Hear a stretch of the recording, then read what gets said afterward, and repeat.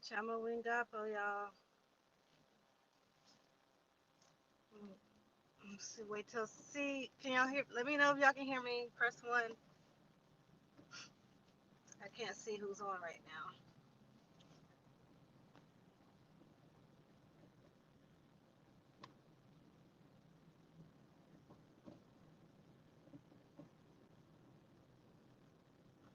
Is anybody on?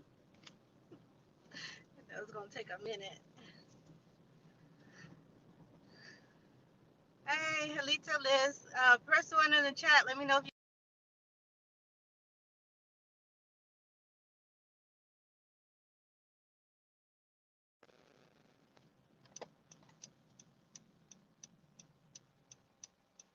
All right, I'm driving, y'all. So that's why it's all this noise. All right, good. Good.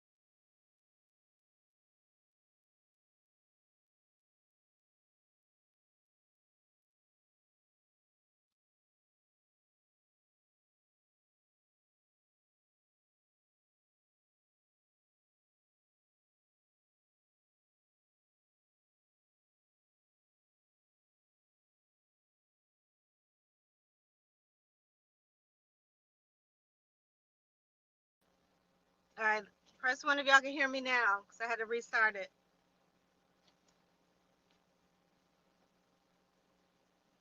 Can you press one? Yeah, I'm driving, so the connection might be bad.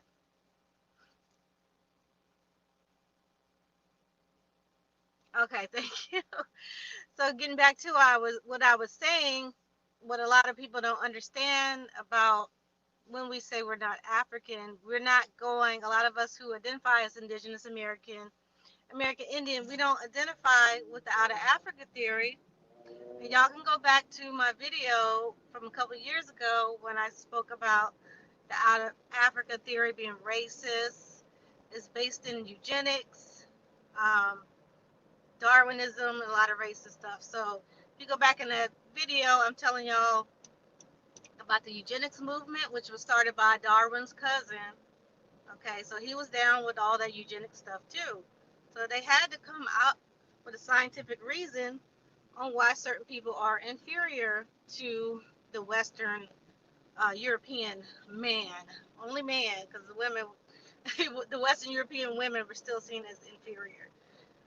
They saw Eastern Europeans as inferior, Russians, they're still Eastern Europeans. All those type of people, even those we consider so-called white people now, those people, if they weren't down with them, they were considered inferior. And they came up with the scientific theories of Darwinism and eugenics to prove that.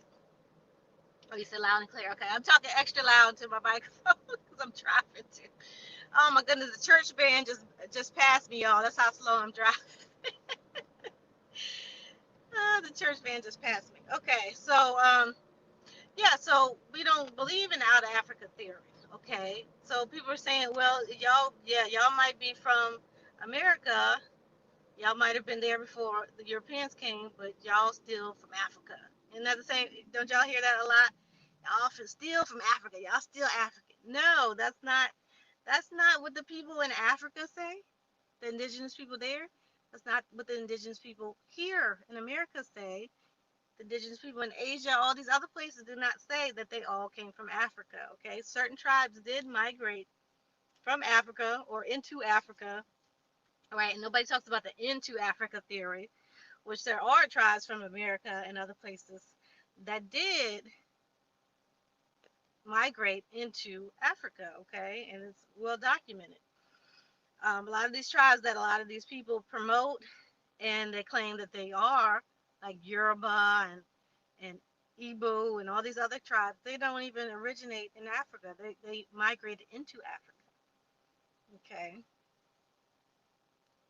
You said you hear that a lot, Vaughn? Yeah. You tell me Africa's how can that be the motherland if you never been there? You know, your parents haven't been there, your grandparents haven't been there, okay? And that's no offense to Africa, because Africa's a beautiful place. A lot of us do visit Africa. They have great beaches and all these other things. Okay, that's not disrespect to Africa. When we say that we're not African or we don't originate there, that's not disrespect to Africa. It's just like saying you're not from Compton and you originate in Oakland. You're just not from Compton. You're from Oakland. Why is that such a why are people so mad about that? It don't make no sense.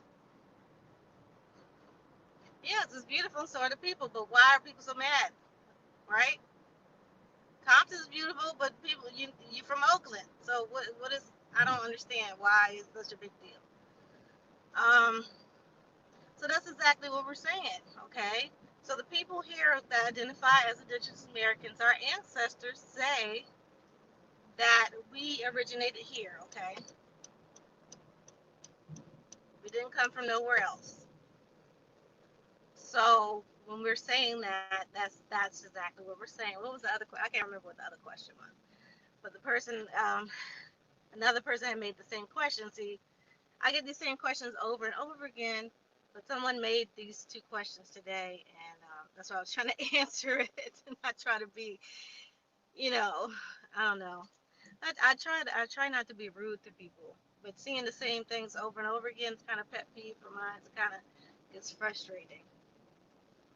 You see the insanity in colonists. Yeah, all of this stuff is colonial. All these boxes that they put human beings in is colonial thinking. Our ancestors didn't think like that, right? The names of our tribes a lot of times are the cities that the people lived in. Just like I said, Oakland and what I said, Compton and Oakland. You'll be a Compton Indian, right? Or Oakland Indian. That was the names of some of these tribes. Like Pamunkey is the name of a town, Pamunkey.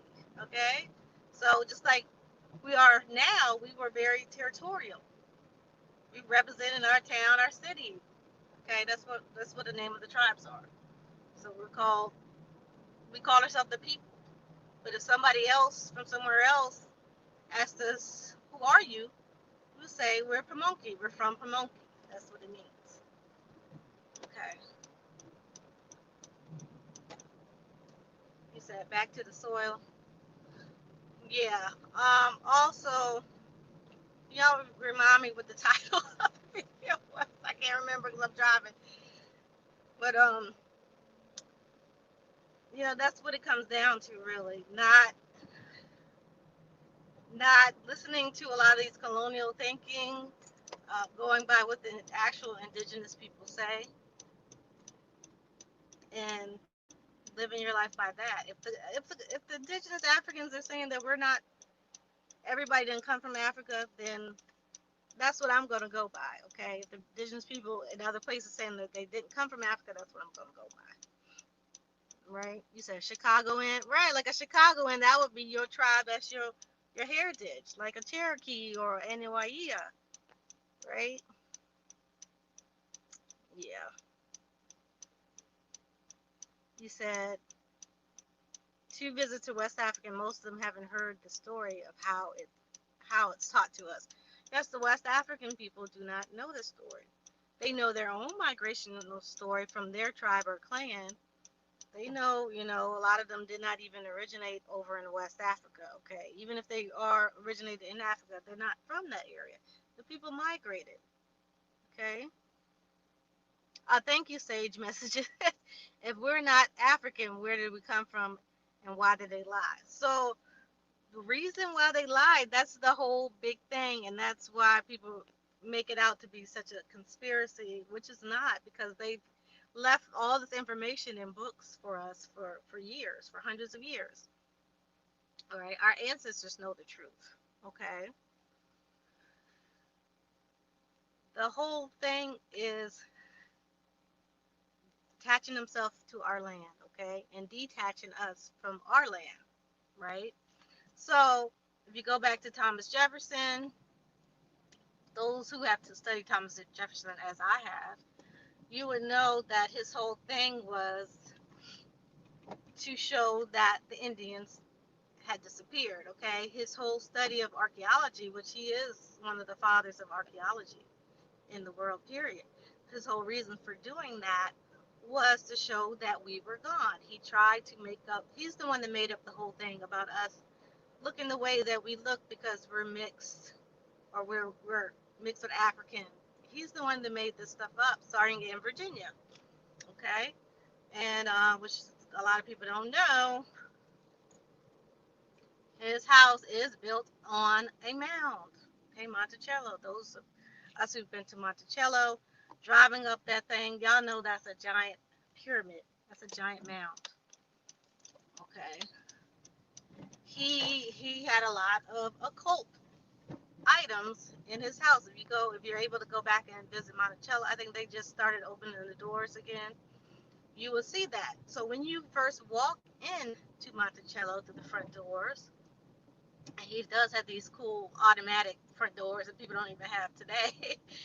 um, you will see right there on that right hand side, he has a big statue of an indigenous man, full featured Negro man. Okay, right there. So that's telling you he already knew. He knew.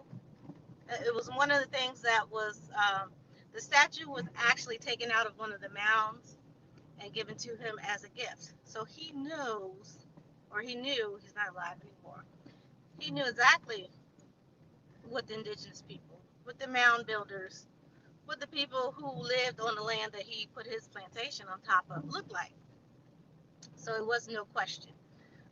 He has a whole lot of American Indian items just hanging up in the foyer area when you first walk in.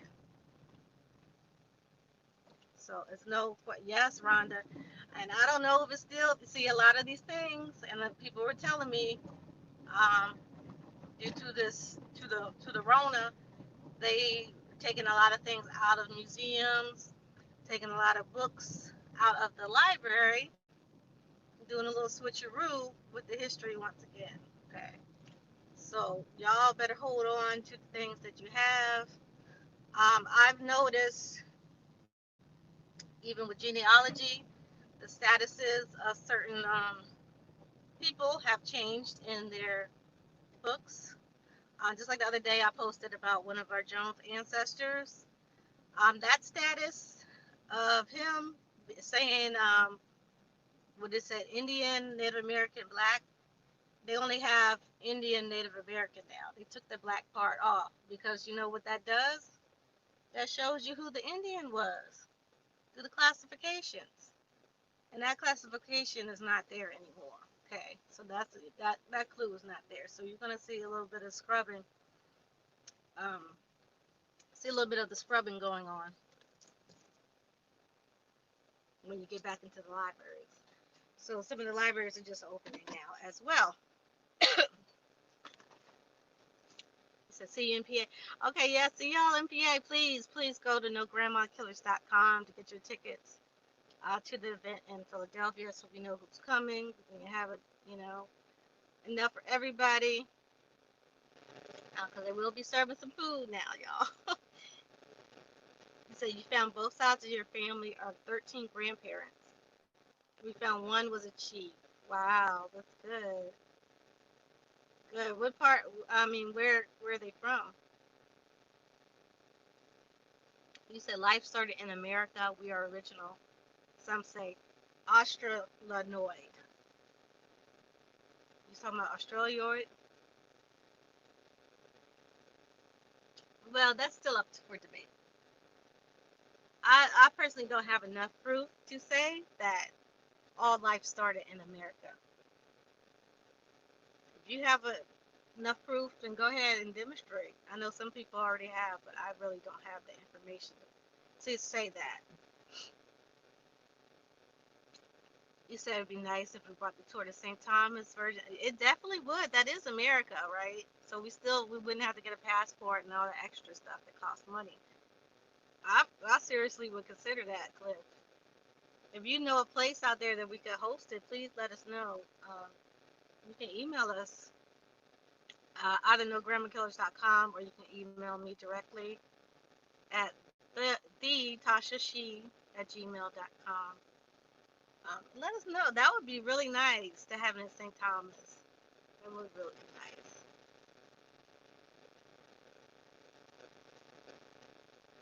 You said he also has a home here in Forest, Virginia called Popular Forest. Yes, I heard of that, Ron.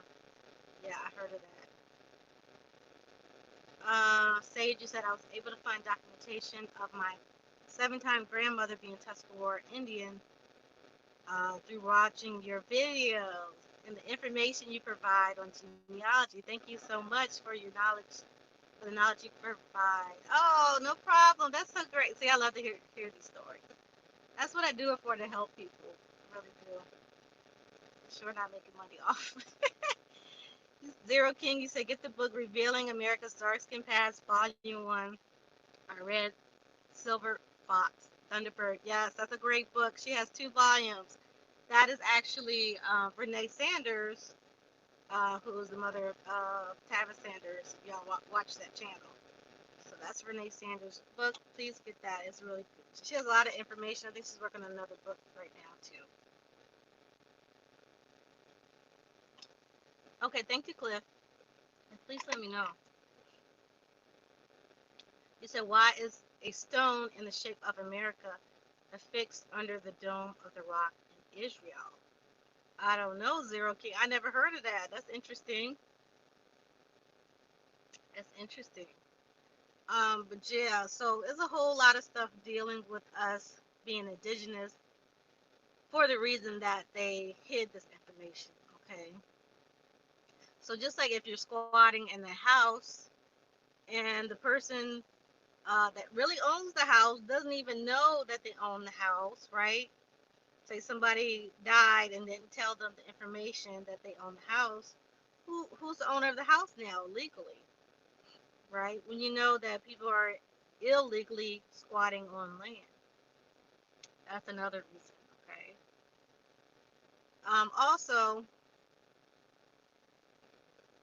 Also, if there's people who even in their condition now of being so-called oppressed, people believe that they're oppressed, if they're having civil rights movements, doing all these different things, what if you tell them that this is their home,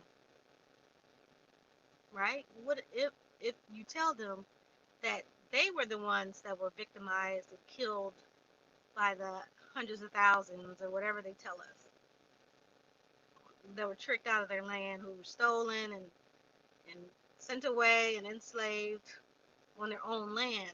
What would these people do? Okay, you already see what's happening just off of our people and other people who are concerned with us being upset about police violence and things like that. Okay, imagine if millions of people know that they are being abused and victimized on their own land. Okay, so just y'all already, most of y'all already know, but this is for the people who are just getting into the information. You said, can I pin the No Grandma Killers information? If Liz or somebody can just type it in the chat, it's nograndmakillers.com. If you want information, all the information should be there. Should be right on the front page too, but you can go to the ticket section as well. And we have our number up there, and we have our email if you have questions.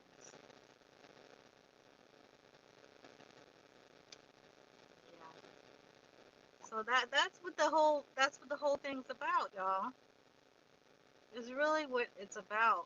And we have people advocating for reparations, but they're not advocating for restitution and the return of the land. Okay, reservations aren't what they are, what they were supposed to be.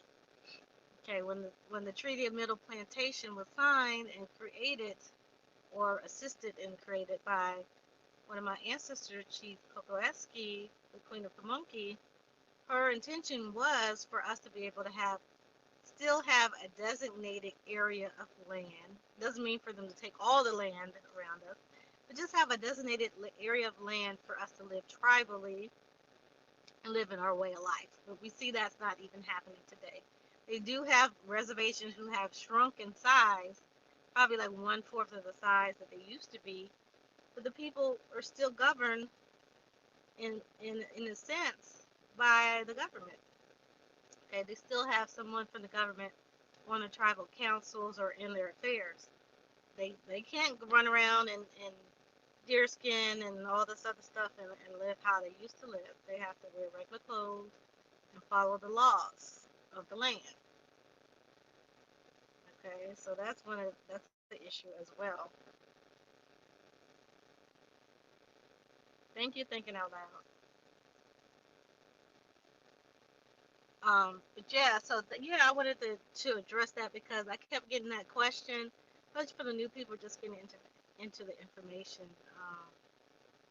about Africa, because some of the people were so attached, identity-wise, to Africa, due to the former conscious movements that stem from the movements in the 60s and the 70s and all this stuff. People trying to have so-called black pride in themselves. And you can have pride in yourself. It's just some of us don't identify with being attached to Africa. That's all. We're not saying that we're not melanated people. Some of us say, yeah, we're not black because what is that? People in Africa they really don't call themselves black unless they're talking to non-African or people that's not in their tribe. They identify by their tribe and the nationality. So he said the Pope issued a manto proprio instructed the United States Corporation to return the land to indigenous in 2012. Yeah, but that's the thing. None of the treaties, not one of the treaties, have been upheld on their end. Most of the tribes still uphold their end of the bargain, whatever that was issued in that treaty. Um, so it really comes down on who's going to enforce these laws, right? We know the UN and all these places are very corrupt. They're not going to enforce these laws.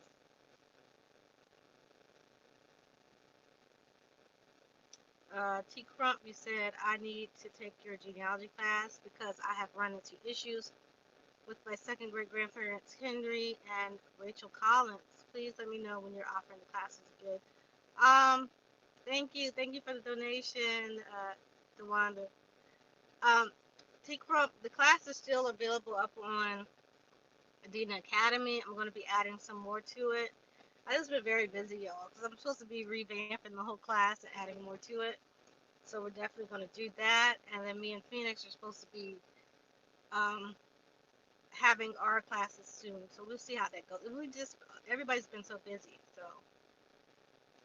it's hard. But I already have a class up there. I'm supposed to be adding more to it. So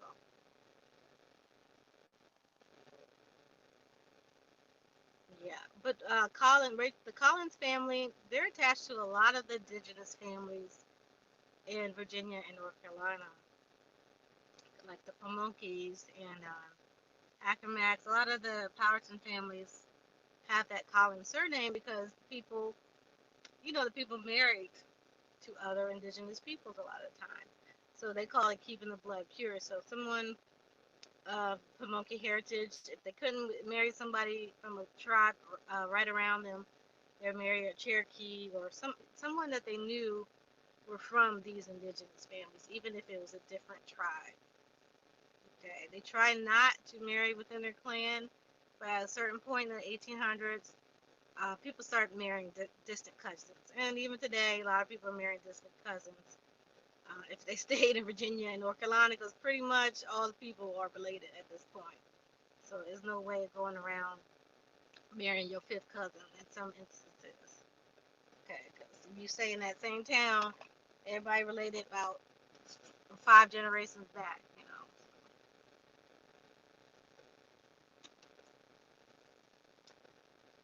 And y'all know we had that stigma about incest, right? We were really funny about incest, and that's one of the reasons, you know, why a lot of the colonists were allowed to marry in, because they knew science, they knew genetics, they knew DNA, and they knew what would happen if you keep marrying within your family. Okay, you get deformities, um, what they call mental, I don't know what the proper word. I'm gonna say mental retardation, things like that. I don't know what the proper word to say that. So a lot of those issues will come up if people do continue to marry within their tribe, right? Especially within your clan. That's why you know you just couldn't do that. But that's why they were allowed to marry in. That's why people didn't see it as a big deal. Okay, that was part of the culture. You say you think that's the problem is driving you insane? Yeah, go on adinaacademy.com. The class is up there if you need to take it. Yeah, but yeah, I'm working right now. I'm working on a big list of all the surnames because I know everybody don't watch all the videos, even though it's good for y'all to watch the videos and share them out. But I'm getting this.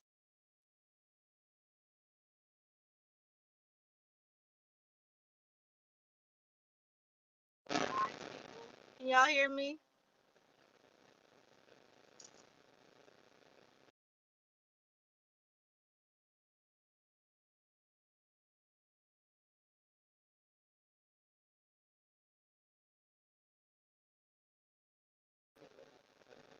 All right, y'all. Can y'all hear me? Can you drop a one in the chat?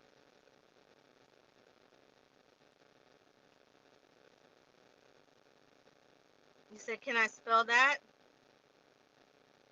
ADENAACADEMY.com.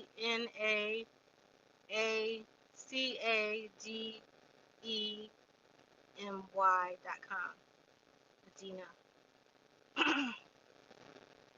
Yes. Yeah, it's Adina as in the Adina uh, period.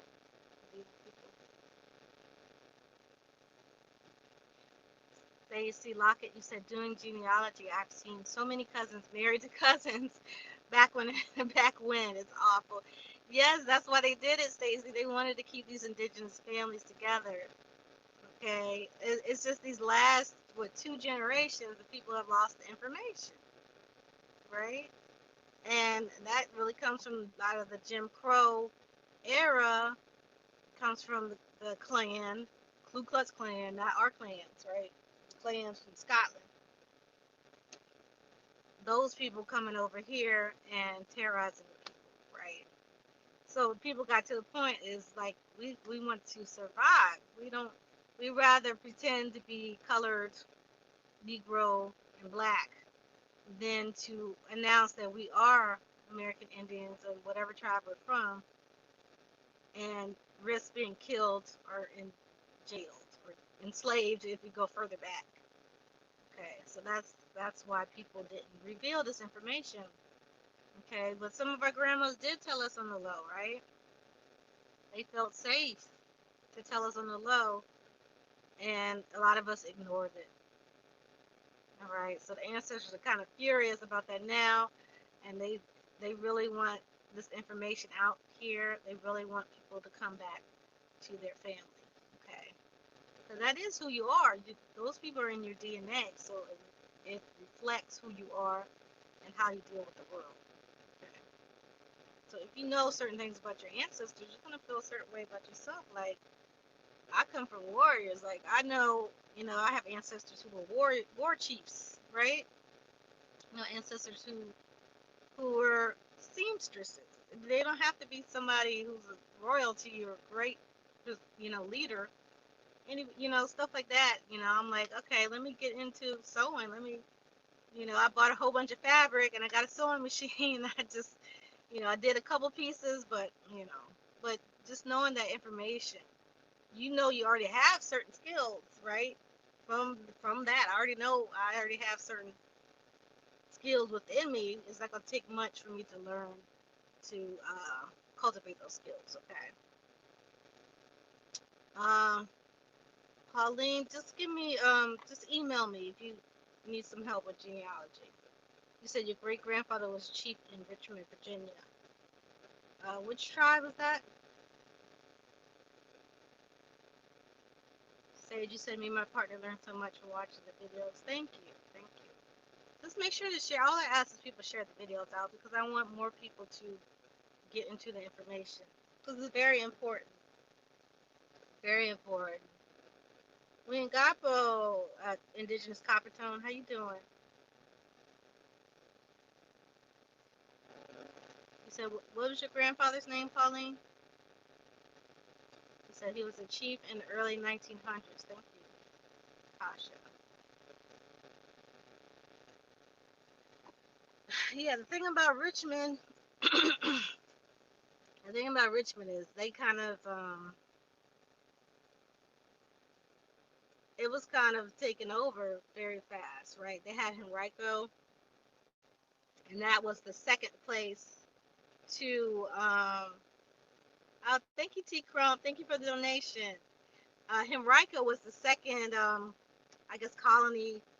It's not really a different colony, but the second location that they had after Jamestown, right? That's even before Plymouth Rock. So that's where Richmond is now, Henrico or Henricus, depending on who you ask. But Henricus, yeah, that was the second place, and that's where they had Pocahontas captured for a long time over there, right? That's where they did a lot of the planning at in Henricus. Sage, you say you share videos to people all the time and let them know that you're a great resource for Indigenous history. Thank you so much. Thank you. Lex Cole, you say you stuck too? All right, let me know. I can answer some of the questions now. We can get into some more genealogy since I answered the question about um, where we originate. Okay. Now, some people, like I always say, some people are really from Africa, but you need to find out. You need to do your genealogy. You can't just say, I feel like I'm African, right? You know, especially if your grandma said she was Cherokee, okay, or she didn't say anything. So you need to put that work in, honor your ancestors, and finding out about them. Because if you really was from Africa, it's gonna tell you which ship that person came from. Okay, you're gonna find the information. I've seen several different people who have found that, but who also have majority of Indigenous American ancestors. Okay,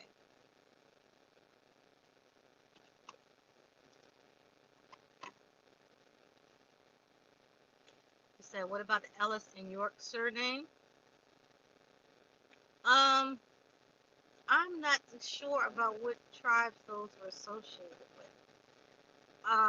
It could be that the person was European with those surnames, or it could be that the indigenous people were friends with them and they did good business dealings with them, that they loved the name. So they chose that name as their strawman, so to speak, or their name that they did business with the Western people with, if you want to call them Western, colonial people. Uh-oh, they don't let the little child behind. I'm out at this park. Oh my gosh. Let's see. You say your great grandma was French speaking and Cherokee. Mm-hmm. Well, you said if we would agree to take the feathers and turbans off the Moors' heads and remove the sandals from their feet and enforce it with severe punishment and also swear to death. What is that from? Where is that from, L'Oreal? Fires Ram, you said now we can see why the settlements such as Tulsa, Rosewood, and Wilmington were attacked. I know you meant attacked after emancipation at their height of their self-development and productivity. Yeah, because most of those towns, you can see, like especially Tulsa being in Oklahoma, those people were from the five civilized tribes.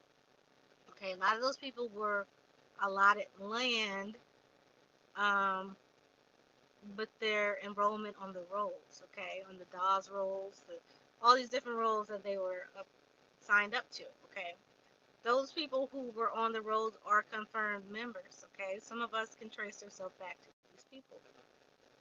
Even the people who they say are freedmen were just allotted as freedmen because of their darker skin sometimes. It doesn't mean that they were necessarily enslaved or that they were not.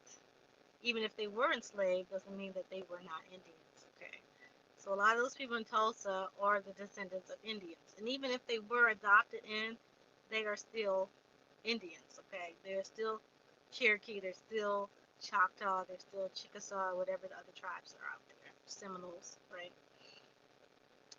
So those people were still those people. Okay, Rosewood, the same thing. A lot of Seminoles and all those people, Yamasee, were in Rosewood.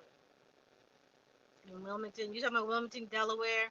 Wilmington, Delaware had a lot of the Lenape people, and a lot of people from other Powhatan peoples and different tribes migrate up to Wilmington in New Jersey and New York.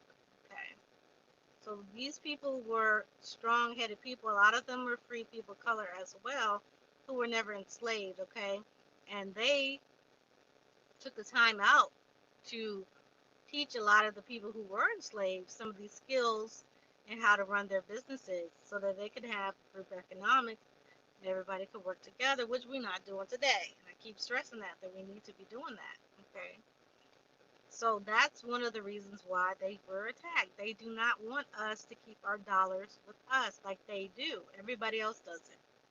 They know how strong our buying dollars are, and they know that we do not save money like other cultures do. Okay, we usually spend our money when we get it, right? So us having these Tulsas, these Black Wall Streets, so-called Black Wall Streets, and Rosewoods and Wilmingtons and Seneca villages, which Seneca, y'all know Seneca is a tribe, so they trying to say these people is not they're not American Indians, but Seneca is a tribe. So why would they be burning down a non? Okay, I'm not even gonna get into that whole thing, but y'all clearly know those people.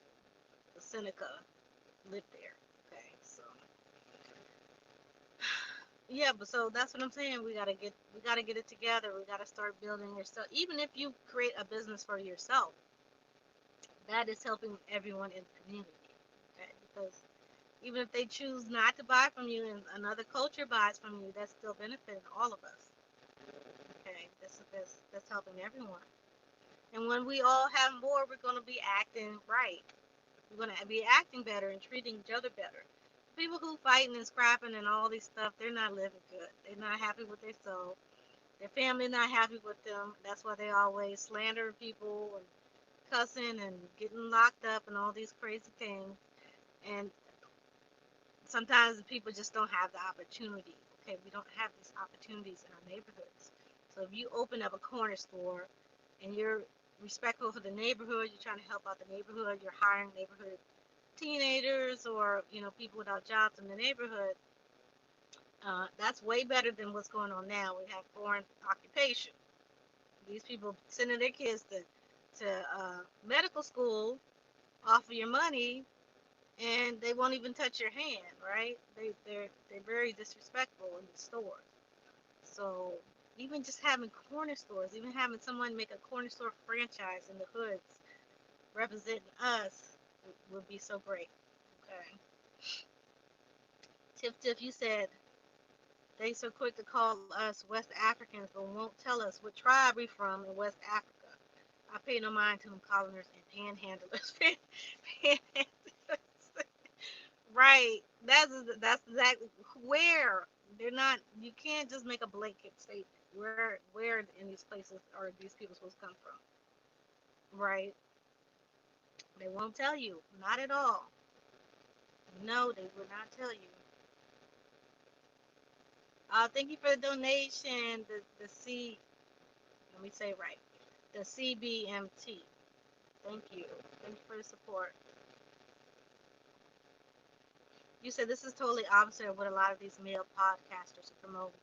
And it's really not even gender. It's not a gender thing because there's other brothers that are promoting similar things. They're just not popular because they're not out here slinging mud and being negative, right? A lot of our positive people are not getting the shares and the likes and the subscriptions.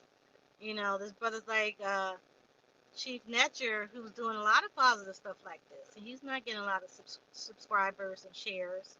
If I see something good from him, I try to share it. People like Top Cats, he's not getting as much as other people, So, that's all it is, right? Yeah, the negativity does numbers. So when they over there, they talking bad about certain people, it's going to get a lot of numbers. But people are telling y'all to have group economics, to stock up, to learn survival skills, telling you about your history, genealogy, stuff like Love Legacies does.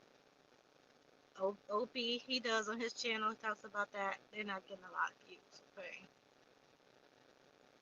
so that's really what it is. He said, I just recently discovered my great granddad had a lot of what? Did you delete it? I'm sorry. Oh, there it is. Had a lot of land in Jackson, Florida. What tribes associated with that area? See, Florida was kind of a transitional place many times over in history. Okay. Uh, Tumica, I know I always butcher that name. They were there a lot of. They had a lot of different sub tribes there. Of course, the people that we call the Yamasee were there. Different Muskogee Creek groups, which are same as Yamasee. There's also Arawaks and the Luacan people from the islands, the Taino people. So there's different groups of people there at different points in time in the Jacksonville area. Of course, the people that they call the Seminoles, which was a blend of several different tribes and different peoples. Okay. Blue Maid, you said, I've had coworkers look at me weird when I say I'm not African and try to tell me that I am. Shaking my head. People think that they know more about us than we know. And that comes down with people letting them people tell them who they are, right? Letting the people think that they can tell you who you are when they don't even know, right? They barely know about themselves. So that's why I keep stressing to people that it's best for you to know about yourself. And you're gonna feel so much better. Like I used to didn't care about this stuff, you know what I'm saying? And it's really my elders before they passed, before my great grandmother passed. She stressed for me to do this work. Okay, that's why I'm still doing it. She wanted me to write a book about the family because she felt like our story was not unique about us being indigenous and free people of color, and that other people would benefit from that story. So it's a lot of us. I've met a lot of people who are of the same heritage, and we're not really hearing these stories out here. And when people do say stuff about it on TV, like Isaiah Thomas, it's certain backlash. People feel scared because some people want to talk about it, but then people are going to say, "Oh, you're a sellout. You say you were not from Africa. You're a sellout, and you hate yourself and all." But how can you hate yourself by representing your ancestors, right? Not even disrespecting nobody else. For him saying that we were here, we're always here. We're not from Africa. Some of us not from Africa, as he said. He didn't say everybody. He still got a lot of backlash about that, right? Original American said, what's so crazy is the 2020 census. If you say you were an Indian, they'll ask what tribe. But if you say you were African American, it didn't matter what tribe it was. Let that marinate. minutes. Let it marinate. Right, that's true. They don't ask you.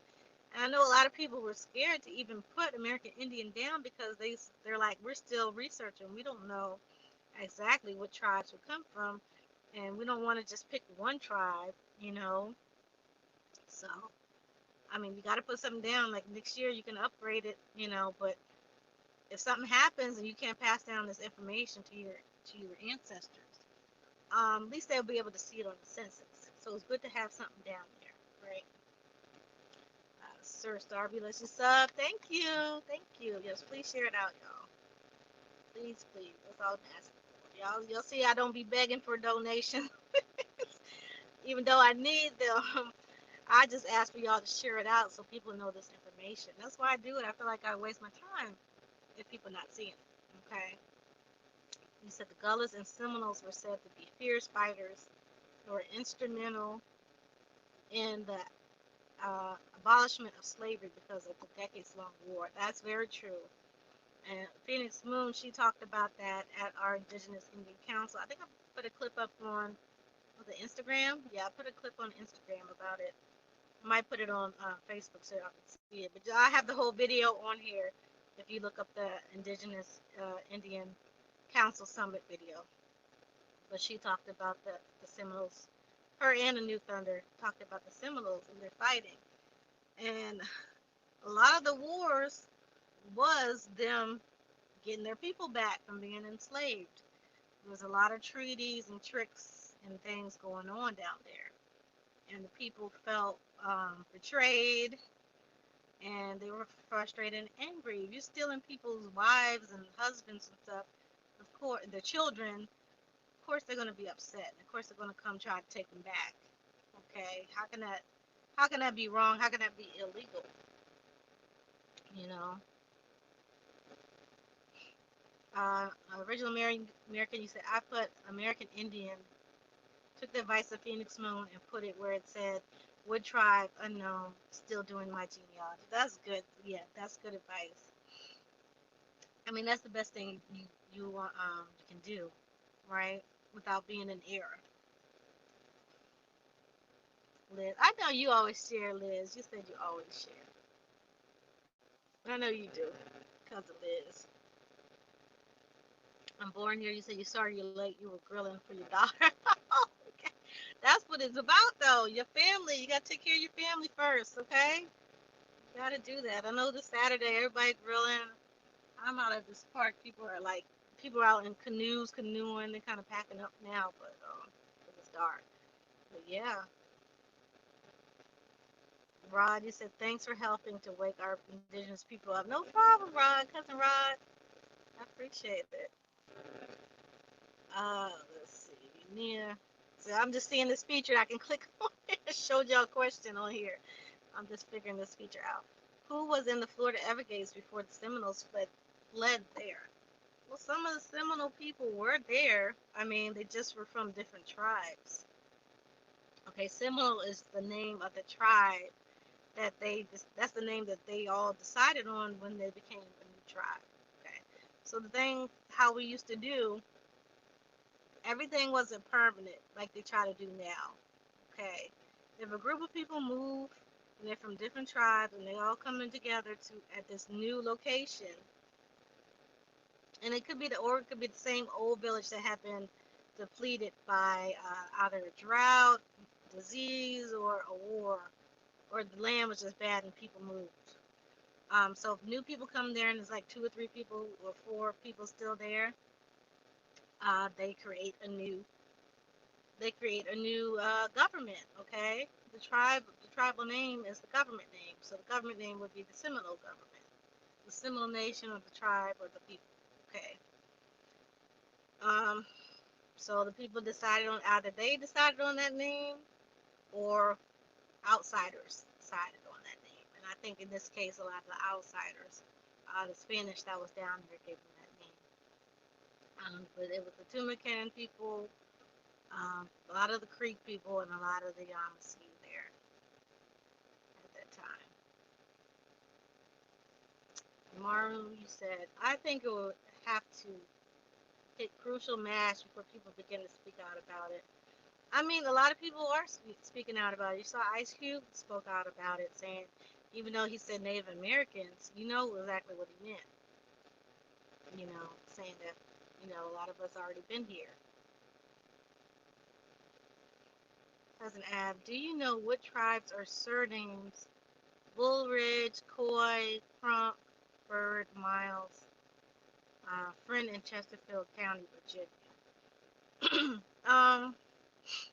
Miles is Pamunkey, and Coy is Pamunkey. So I know Miles people, I know Coy people.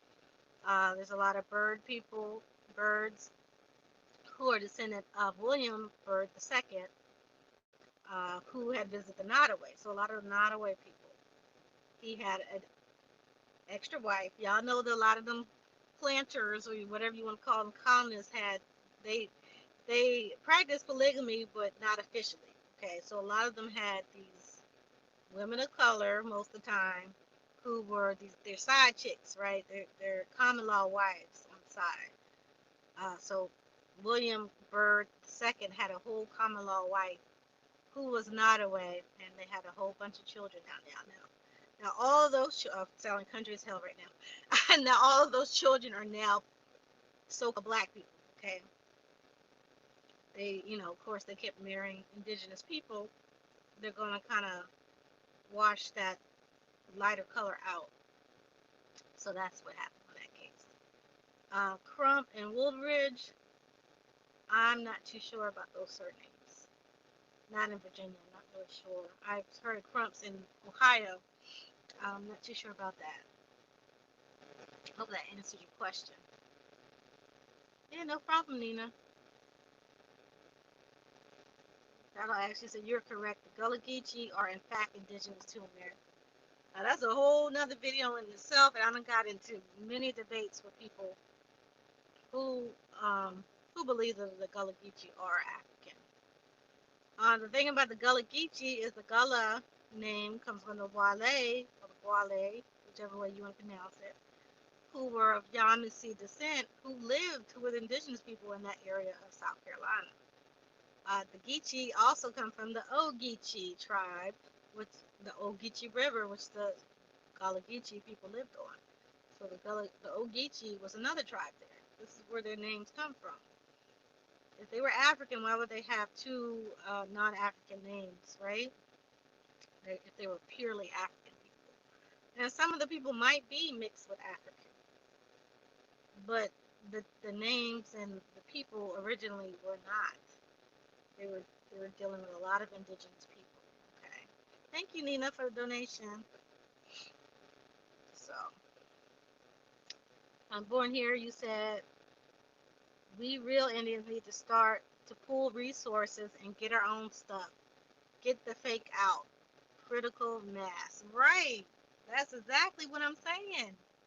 That is exactly what I'm saying. So those of us who have businesses, we need to be promoting our business as well as other indigenous people's business. So even though I have my own business, I still promote other indigenous people who might be selling the same stuff, because they do their stuff differently. You might be feeling their stuff, and our skin and things like that are different. So your skin might react better to their stuff than my stuff, but we all got to be supporting each other. It can't be no crabs in the barrel. We done been doing the crabs in the barrel stuff way too long. Way too long. No problem, Amaru.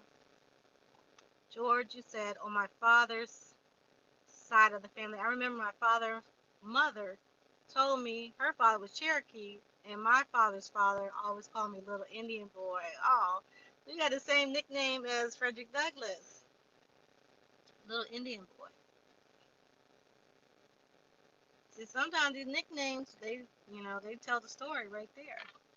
They let you know, right? Why was Frederick Douglass called Little Indian Boy, and all these Pan Africans want to claim him as their ancestor? Right, right. Prince of Pan African. All these people claiming Frederick Douglass, Little Indian Boy, as their ancestors, but they African only. So that don't even make any sense at all.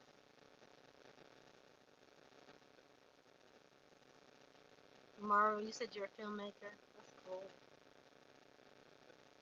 Yolanda, you said my husband's families are Carter. There's a lot of indigenous Carters in Virginia. A lot of them descend from the Rappahannock. That's a whole nother thing. Rod, you said I lived in Miami, Florida for a couple of years and went down to the Everglades often. The Miccosukee tribe are currently in the Everglades now. They're part of the Seminole ones. Oh yeah, I heard that too. Thank you for your information. Thank you for adding on. Tiff, you said your family's from Newport and their surname is Van. A lot of the fans are of Cherokee or Anawandia descent. A lot of them are Cherokee people. Raphael, let me see. Oh, wow, skipped all the way down here. Do you have an Indian network of business services? There was one person that was putting that together. I gotta figure out who that is because they had inboxed me about it. So once I figure that out, I'll post it up in the community section for everybody so we can all get together. I was thinking about doing it myself, but if some people already have something established, we're gonna support what they got, right?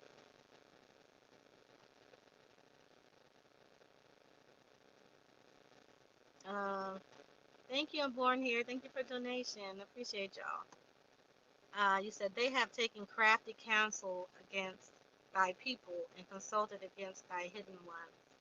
Is this a scripture? They had said, "Come and let us cut them off from being a nation, that that the name of Israel may be no more." Yeah, they did do that over here. They did cut us off as a nation. You're right about that. Yeah. So you were Washington Walker Waller Williams from Gordonsville, Virginia, and Tulsa, Oklahoma. So y'all moved from Virginia to Tulsa? That's interesting. That's pretty cool. So yeah, I would check the rolls too. If y'all from Virginia, because a lot of the Cherokee from Virginia were migrated over there, migrated to Oklahoma.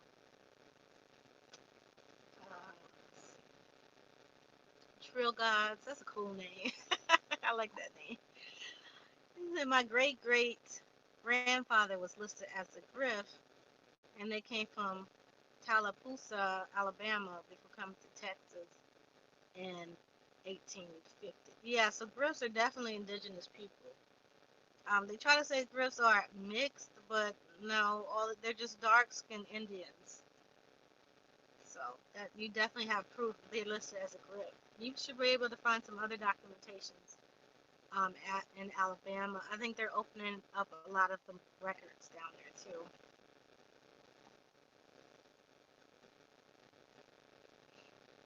Yeah. Um, Yolanda, you said where can we look for the Gentry and Smith? They're from Virginia, I believe. If you watch that video that the Indigenous Council video that we did at the end, I did a close up on the family tree for the Accomack Indians, and Smith is actually one of the surnames of the Accomacs. So you might want to contact Chief Lisa Cypress about the Accomacs because she's really trying to put together. They're down there. They're practicing a lot of the group economics. They're growing stuff on their land. They're trying to get grants to build, so they can give a lot of the men jobs down, the construction jobs, because there's not a lot of work on there. So you might want to contact them, and she knows she's a great genealogist. She's been probably doing it for longer than me. Uh, so she has all the names of the Accomack and their family trees. So I would check with her. You saw that, Yolanda? Yeah, I would check with her definitely. M. Cart, you said I heard from a woman that in a tribe that the different tribes have blood tests. Where can they can test your blood and see if you're related to tribal members? Yes, they can. But the thing is, a lot of those tribes stopped because people would find out that their kids were not their kids, and then a lot of people are finding out that they have 0% uh, relations to their family, okay, and the tribe. So a lot of the tribes have cut that out And a lot of people have been detribalized because of these blood tests. So a lot of them are not using it anymore. Most of them use genealogy. So it would be best to contact that tribe and see what way they do it, what they do with it.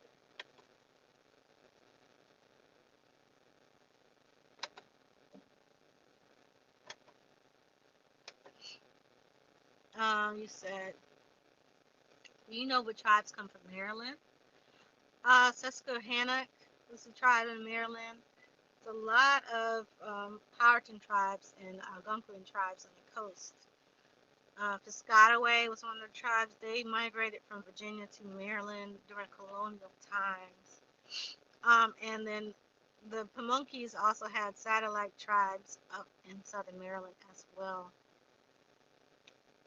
But a lot of Maryland, especially on the west side, there was a lot of different Siouan tribes that came in and out. That whole western part, a lot of that was part of the what they called it, the Iroquois or the Mingo warpath. So that land, a lot of people just kind of migrated in and out, and they use that for travel. Okay, the middle part where the Siouans live and some of the Iroquois live, a lot of that was hunting land.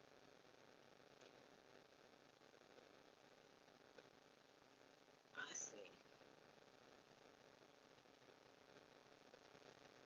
You said waiting for the William and Mary Library to open. Going to get books. Thanks for your encouragement. Oh, no problem. And I'm born here. You can go to the Library of Virginia. It's open now. Someone told me. One of my cousins said it's open.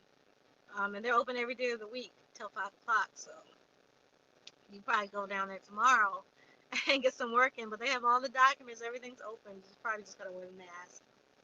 You know, the laws. They got the mask laws here. So Desmond Brown, he said, I live in Baltimore right now. A lot of people from Maryland came from South Carolina. That's why I wanted to know about the South Carolina tribe. Yeah, a lot of them come from Virginia and North Carolina as well. Okay. But there is a direct migration during the Great Migration of South Carolina people up to Maryland, Baltimore. Hmm. All right, somebody get this person. Somebody's trolling here. Donnie, you there? You see the spook tarts person? He can't even spell Zimbabwe right.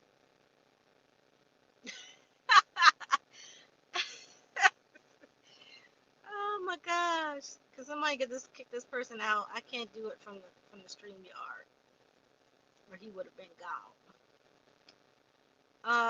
Ron, you said one reason why the Cherokee don't like DNA tests for a month. Right. Some of them people are straight up European. They know that. They know it. Hmm. Says, have you heard of this tribe called the Tonkawa from Texas? Yes, I heard of them. I've heard of them.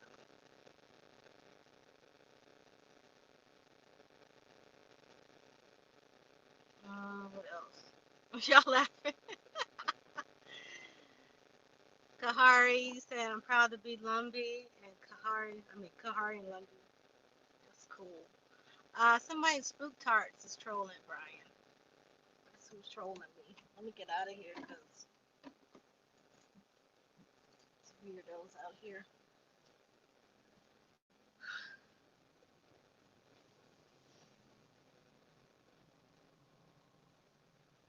Hey Jermaine, how you doing, brother? I really appreciate your support. You always posting something negative. I mean, not negative.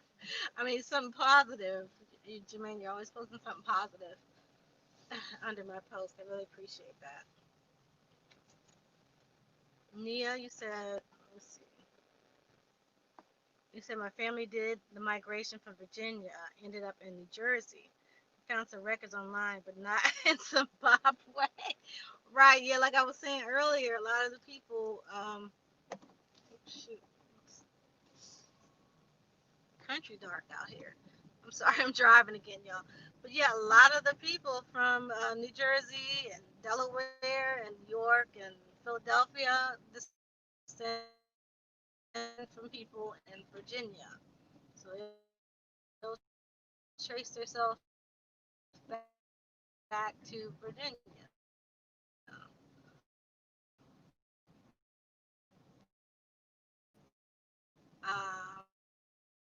We mentioned red, silver, tail fox. Renee Sanders, she originates, and her family originates in Virginia. We're related. They're related different places here, there, right? There's Shinnecox and Narragansett and Pequot tribes, all these different tribes.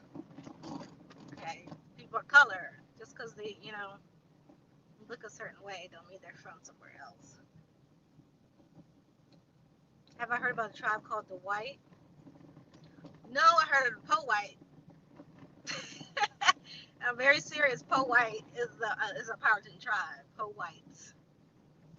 Not talking about the folks. Talking about a real tribe named Po White. And those people who live down in Richmond and stuff, y'all know y'all got Po White. I think it's Po White Highway and Po White. It's a river or it's a creek. Po White Creek. But that's that's a Powhatan word. Po White. I never heard of Dub White. I don't know about the Dub White folks. Mm-mm. I don't know if you're trying to make a joke or what. Keep joking, y'all can get out of here. All right, there you go again. Spook tarts. Talking about somebody bullying him. Okay, y'all not about to distract me. Okay, y'all handle these trolls, please.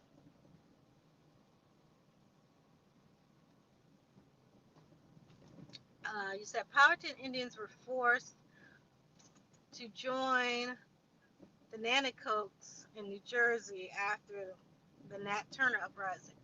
Um, they weren't really forced, but it was a smart move that a lot of our people they did. I mean, they that was the safest bet, right? To go up there. So basically, what they went up there, they created different tribes, right? I forget the name of that tribe that they created up there. Uh, it's a Bernape Powhatan, I think that's what they call themselves. The Bernape Powhatan tribe.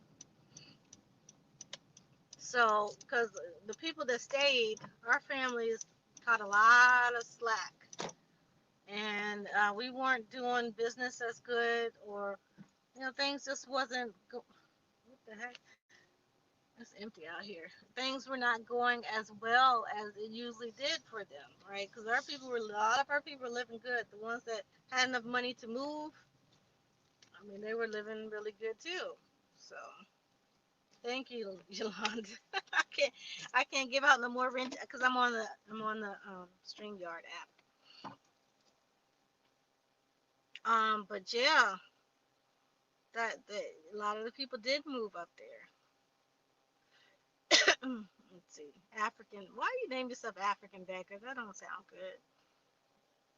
You said, do you believe African American is becoming a groundless term based solely on the color of one's skin with no regard to the ancestry? That's exactly what it is.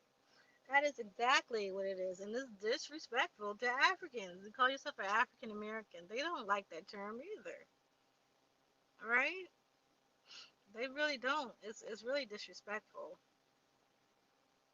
I know people saying it now to be respectful because people were offended by being called black, but the African Americans worse. You really just completely cutting off your ancestors. Even if your ancestors were African, where? Wouldn't it be Nigerian American or something?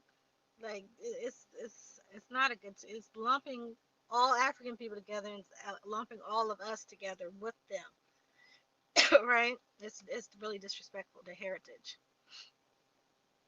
Mr. Rashawn, you said, are the Chickahominy in Charles City so-called black people or Native Americans? Depends on what they identify as. They Chickahominy though. They're in the same category as black people, so-called black people, and so-called Native American people. Right? The Chickahominy was not the only tribe there. There's at least three other tribes there. The Chickahominy is just the state recognized tribe. Okay, so a lot of us descend from tribes that were not the Chickahominy, like the Wayanoke or the Wayanok tribe. The Wayanok is spelled Wayanoke. The Wayanok tribe, a lot of them intermarried with the Nottoway, okay, and they've intermarried with other Powhatan tribes and even intermarried with Narragansett and Cherokee, okay. So there's other tribes that were in Charles City as well.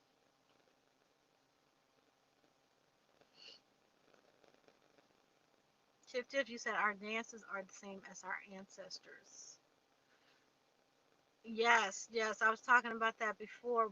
The spiritual, yeah, the spiritual aspects of dancing. 'Cause all these ceremonies that we did over here, it involved dancing, it involved music. Okay, with dancing and music and food and all the stuff we still have today. All right, certain things you can show up without a gift. You either bring in food or you bring in something for the host, right? You better not, especially down south. You better not show up without nothing. You better not. I mean, some instances you can't do it, but some of them. Mm-mm-mm. He said, "Thank you for answering my question. However, for some reason my internet started buffing and I didn't hear it, and I'll wait for the replay." Oh, okay. If I could remember the question, I would repeat it. But yeah, just wait for the replay. It's the connections, especially with this thing on StreamYard. I don't know. I don't know what's up with that.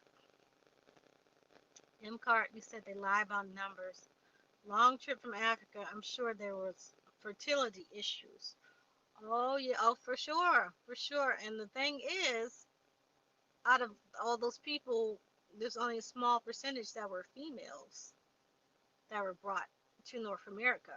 Okay, out of that number that they give us, the 340,000, out of that number, only 33,000 were females. Okay, and a lot of those females were under the age of 18. So of course they had issues, right? Especially coming over here, we know there's violations that happened to some of the young girls. Some of them were scarred for life and they couldn't give birth. So you got to put all those things in aspect. Okay, even the ones that did have children, all of them didn't have children by African men, right, or African boys. You say it's an Indian only chat. I feel welcome. Ain't nobody bothering you, D. Ain't nobody saying nothing bad. We're not talking bad about nobody over here right now. You said sea walk, so-called ghost dances with the Indian. This is the Indian dances. Yeah, that's one of the dances. A lot of the dances is in the church still, right? A lot of them dances are still in the church that people doing. A lot of dances still in the music videos, the twerking and all this stuff. Whapping and trapping, as I said. Whapping and trapping. A lot of that stuff is indigenous stuff, right? Like we kind of put shame on people. Now, them people is not role models, okay? A lot of stuff that they doing and they saying is foul, but I'm talking about the dancing. A lot of the dances are indigenous dancing.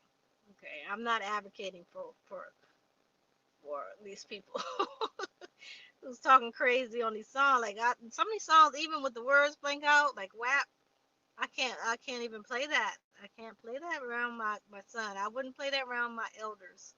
I wouldn't want them to even hear that, even with the words blanked out. The stuff is crazy, right? And it's not just them. There's other artists that's been doing this stuff. Like I'm not gonna play Too Short or whoever. Even with the words blank out. Some of these songs is too much. M. Cart, you said you met Renee Sanders. Yes, she's a sweetheart.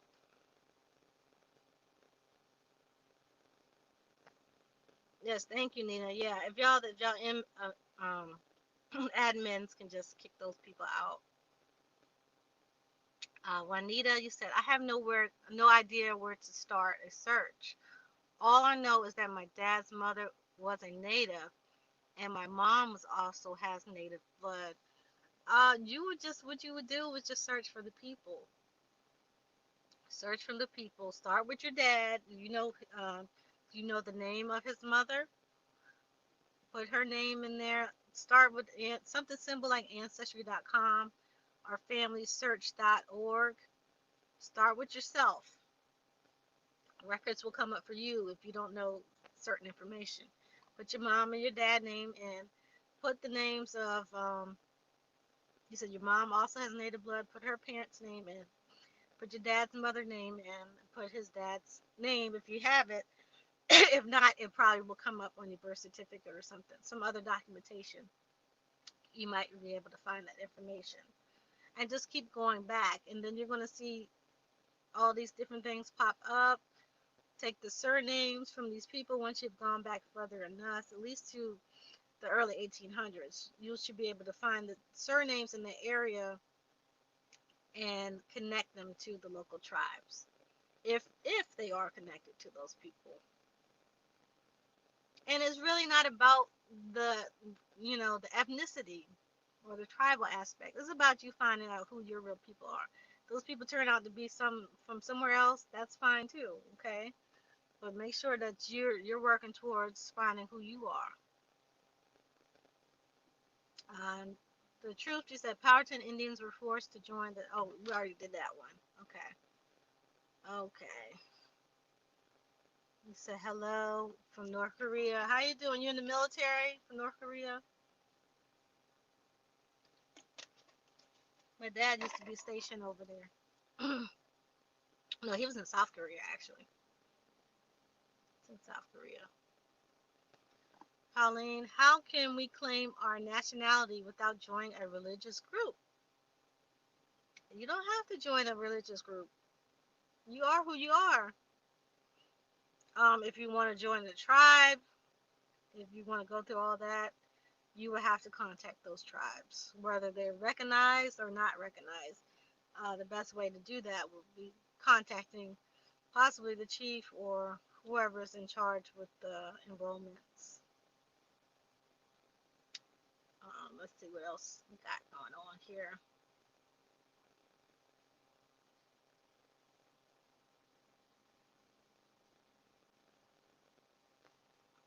I don't know how this thing scrolled all the way back to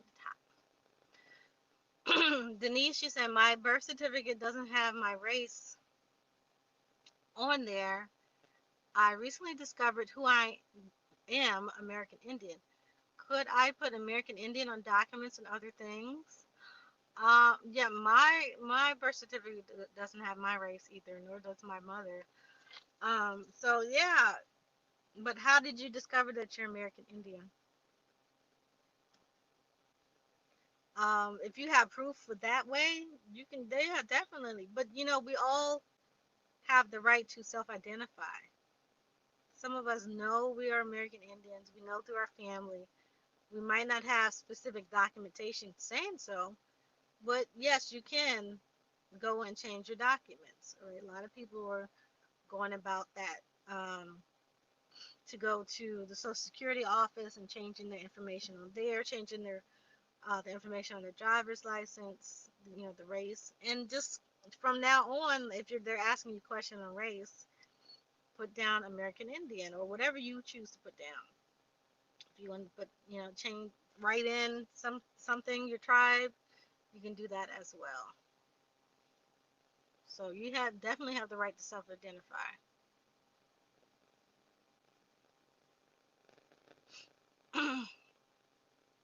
You said question. Ooh, I need some water. So I can put down American Indian and put down still searching. Yeah, someone had asked that earlier. They said they asked Phoenix Moon, and she gave them that advice on the census. But if you're just doing, I mean, most things just going to ask the race. They're not going to ask the tribe. But the census this year actually asked for the tribal affiliation. hmm Charles City also had the Keokautan Indians who were one of Powhatan's brother. Yeah, the Catan were actually they're actually like Virginia Beach area. That's a little bit further out, but yeah, some of them did come back and they did live there during the colonial times. Bam, you said OCO, Halito, American Indians. Much love to you, Tasha Xi. Hi, Bam. How you doing? You said the Powerkin 10 was an immigrant ship transport of 598 tons of gross. It was registered as a new vessel in February 2nd, 1832. Yeah, that was a naval ship. Yes, I've seen records of people who actually worked on, whose ancestors actually worked on the Powhatan, the ship. Yeah, you said I refuse to put African American in the sentence. I'm putting American Indian. Good for you. Yeah, I never liked the term African American. Even before I would put, Black American. I somebody called me African American. I really didn't like it at all because I'm like, I know that my family had different groups and ethnicities in me, right? So I was, like I said before, my grandma said that we were American Indian. So I always, even before this stuff, was telling people that I'm mostly American Indian. That's what I would say. I would say I'm 75% American Indian. Um, Even when I thought I had African ancestry, I would say that. And I didn't like the term African American because it kind of cuts you off from everything, including Africa, because there's tons of different countries, like thousands of, how many, I don't even know how many countries are over there. Different cultures and different tribes over there. Okay. Yeah, it's really bad, y'all. I just really don't like that. You said the Powhatan Confederacy comprised of 30 tribes. What is this? You, the Wikipedia now, D? 30 tribes living among the Virginia's coastal plain. Chief Wahansanaka, called Powhatan by Captain John Smith, united the tribes to form the Powhatan Confederacy. Right, exactly. And that's what I was talking about earlier, how we would bring people together to create something new. Okay. So someone had said earlier today, they said they were offended by the Seminoles not being a real tribe technically. When the name Seminole, not really the people, but that's what happened. People came together and they created something new. They did that all the time. It's nothing to be ashamed of or be upset about. People did it all the time, and that's another thing that we lost. We kind of just left everything behind, and we're clutching on a lot of old stuff. But we can be coming up with new solutions and new things uh, to to to work with modern times, basically. You said 54 countries, ain't none of them home in Africa. Your home. You're talking about your home. Yes. Prospered. Let's see. You said Powhatan had 30 tribe confederacy. Pamunkey was in that confederation. There was also non-Algonquin people in the confederation at one time, like the Nottoway. I think the Monacans were in there at one time. What else?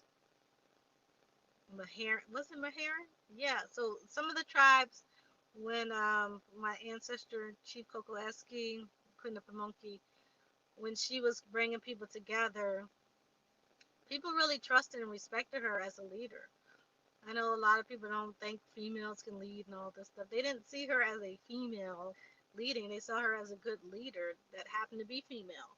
But she gained the trust of a lot of the tribes who wasn't even, who we were beefing with for hundreds of years. Nottoway was one of the enemies. Like, we were beefing for a long time, and she brought them under the Powhatan Confederacy to sign. these treaties to protect their land. So that's why the Powhatan tribes, like the Pamunkey and the Mattaponi and the Nottoway, for a long time they had designated reservations.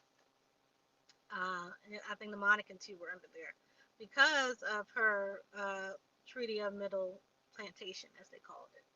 Which, ironically, a lot of the other villages who were not protected returned into plantations under the, this government that we have.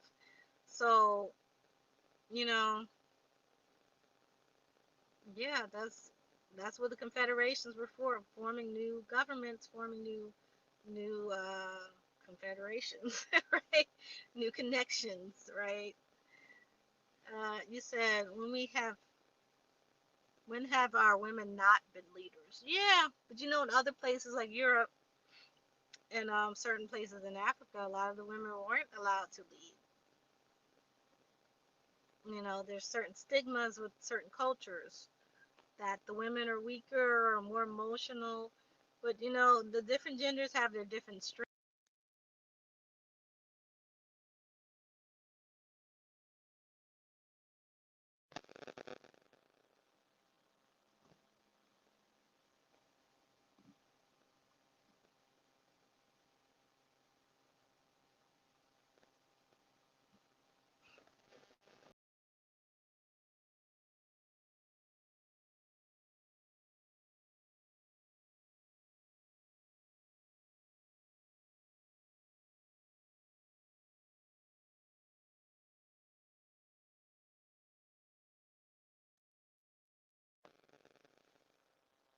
You press one in the chat and see if you can hear me.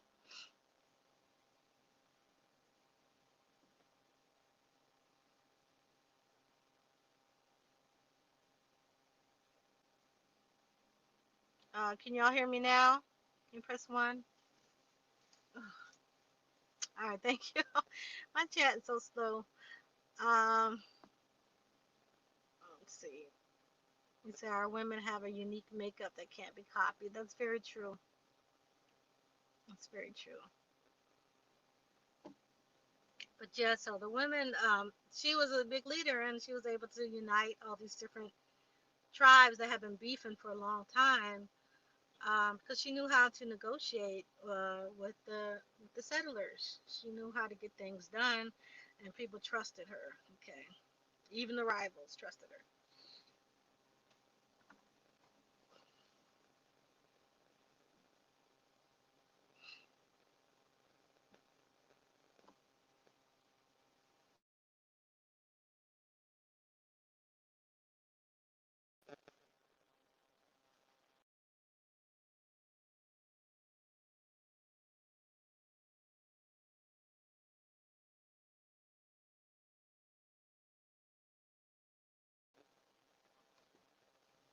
All right, can y'all still hear me?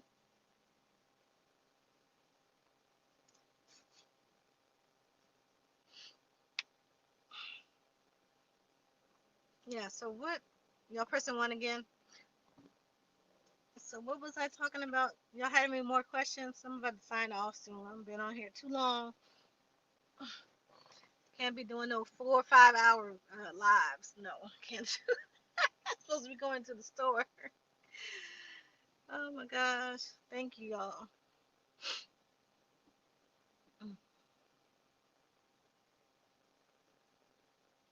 High vibe, you said we need to come together, period. Right. We need to be coming together. We got to come together first. Then we can unite with other people.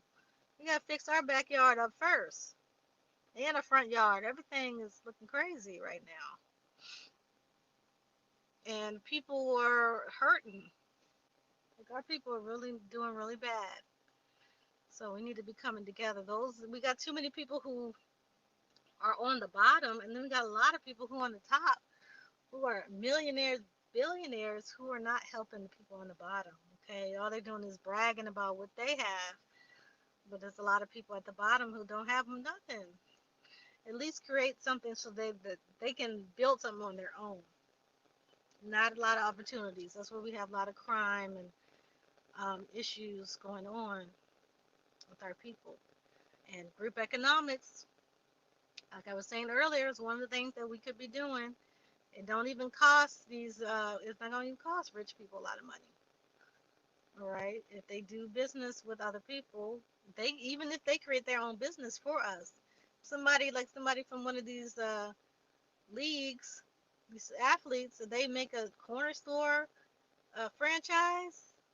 Just imagine how much that would help our communities. Someone who's from those communities creating something like a store that we don't have to get harassed at.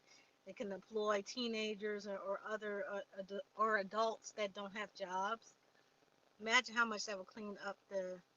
What in the world? Somebody get this pigeon person out here.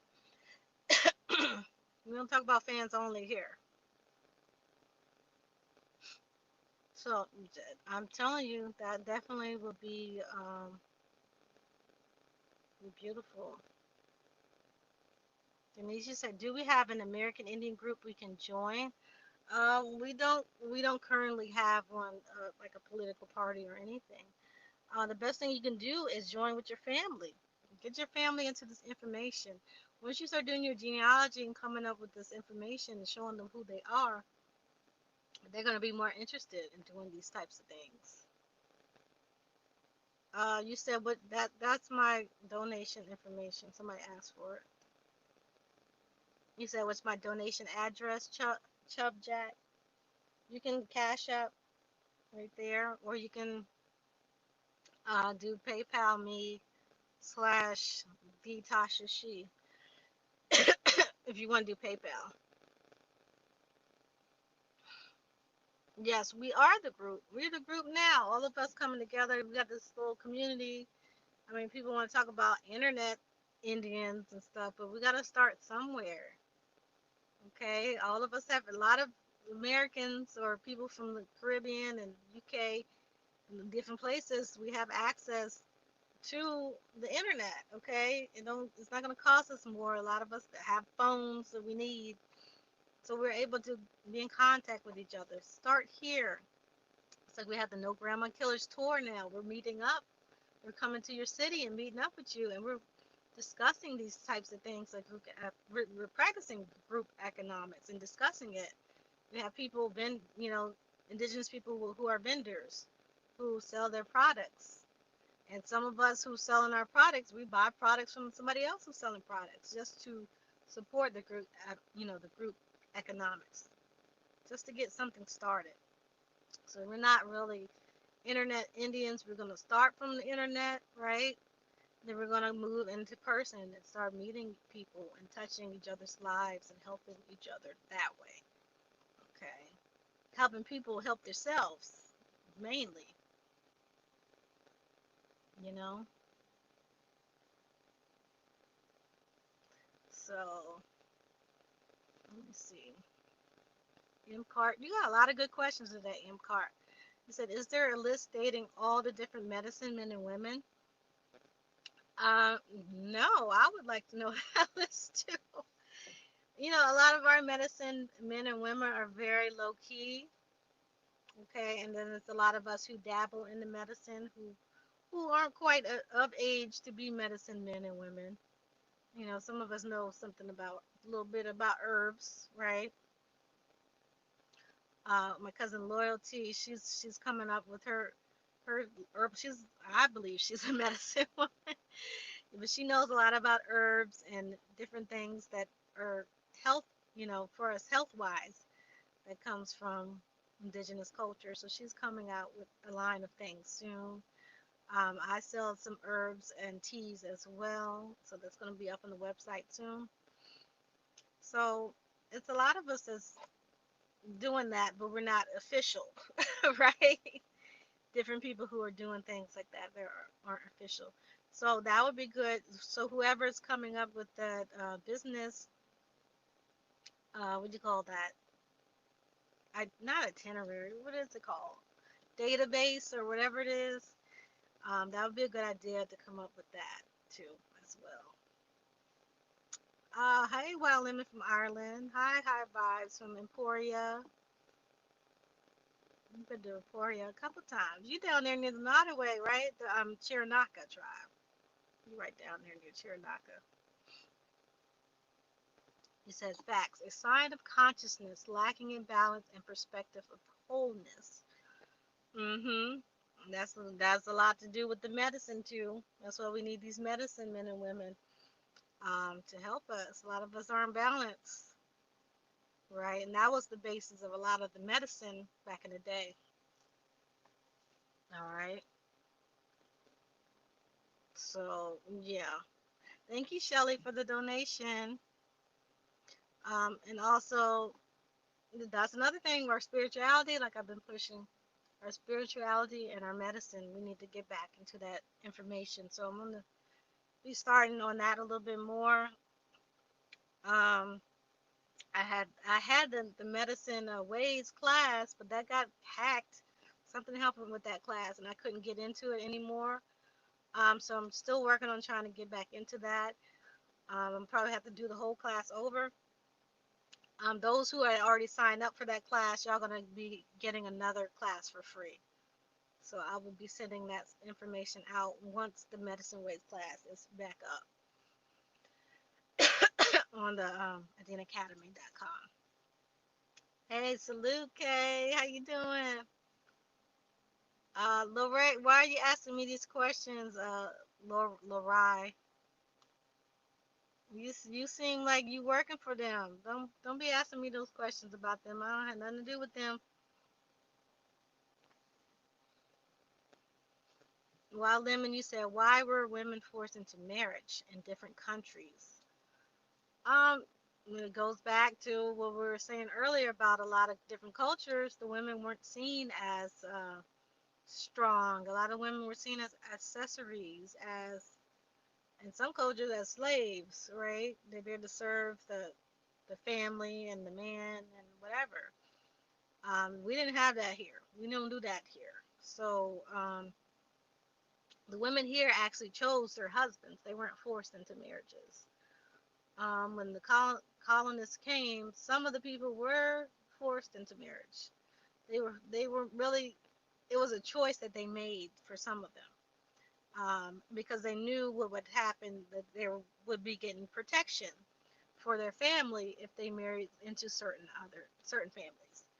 So in my family, some of the women married into Highlander Scottish lines, and those men, not all of them were pale. The Highlanders, those men were in positions of power within the colony of Virginia. A lot of them were in the House of Burgesses. They're in governors and different things like that. So they knew that the family will be able to stay free and be protected because they were in those marriages. I don't know about different countries. Really, with indigenous women, they really stayed within this country. And some of them did go to the Caribbean as well, too. So, can y'all still hear me?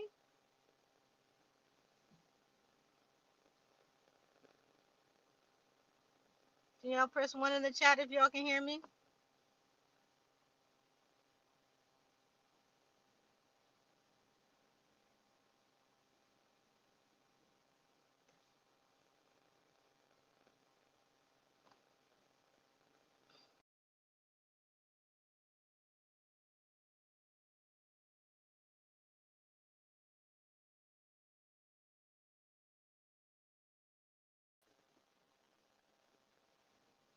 All right, can y'all hear me? Because I had to refresh because I wasn't sure. Okay, thank you. I had to make sure. I don't know what's happening because I'm not in my house. I'm in my car. So I was going to the store. I was supposed to come on here quick, and it's going to be 2 hours soon, but whatever. I like talking to y'all. So yeah, so that's what the whole thing with the marriage. Wild women, some of the women were forced or they made that choice to marry again. Okay, thank y'all. Do y'all have any more questions?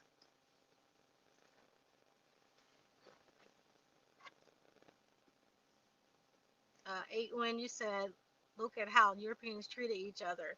If one admitted to being a witch, there was. their property could be confiscated. Right? Yeah. So they made a lot of women. They call a lot of those women that. That's where we got the term witch hunt. They went after a lot of women, especially single women, because they wanted to take the people land. So they would have witch hunts for these women.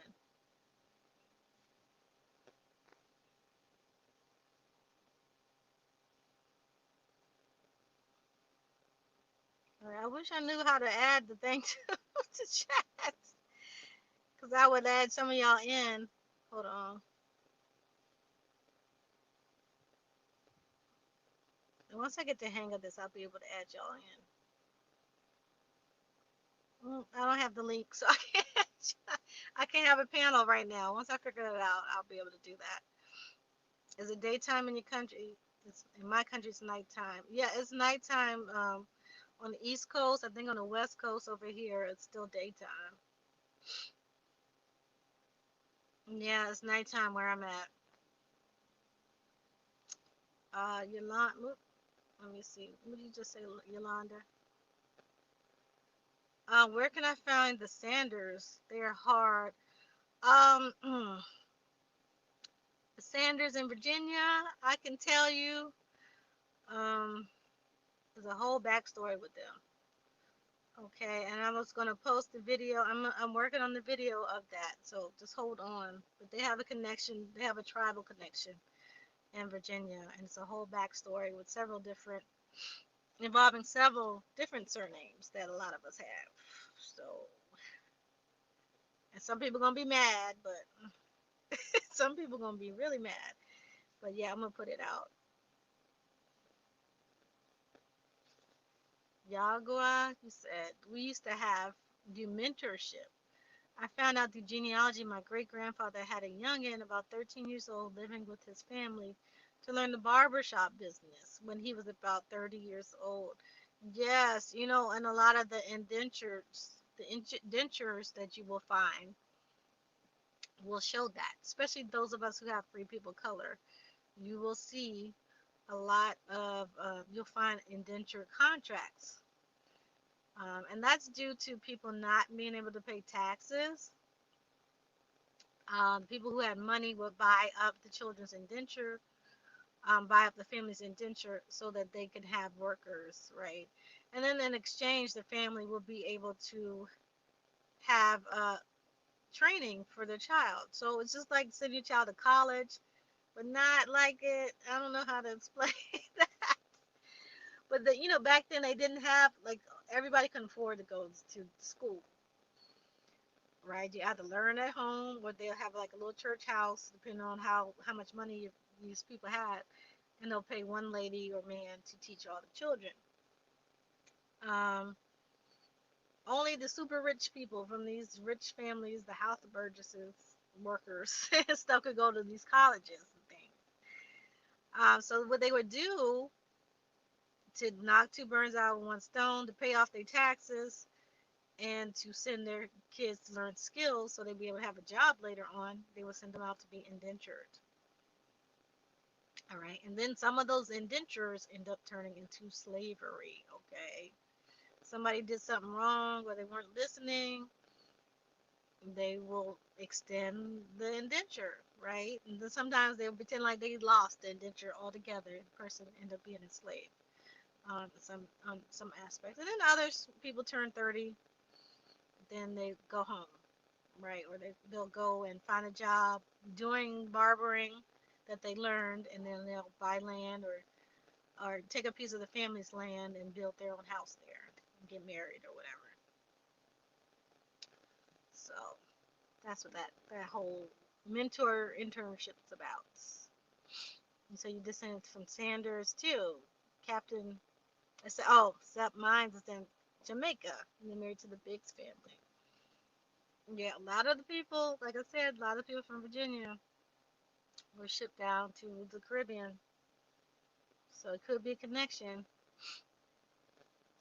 Indian traders and Indian scouts, did they trade to the Indian tribes, or did they trade Indians? I'm thinking they did both. Indian, yeah, they did both. They definitely did both. Some of the Indian ones they call Indian traders were actually more like translators and middlemen. They did stuff like that. A lot of the Indian traders were like of Scottish descent or Irish descent, and they end up marrying indigenous women. Okay. So some of the cases of the surnames, some of those come from these Indian traders.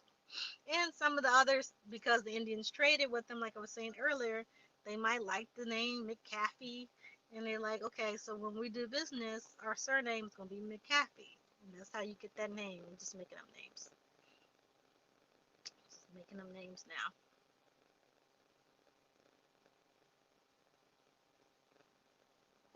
One of my great uncles, granduncles, changed their last name from Tuggy to Mc, McMew. Am I saying that right? Oh, that's interesting. Was that Louisiana?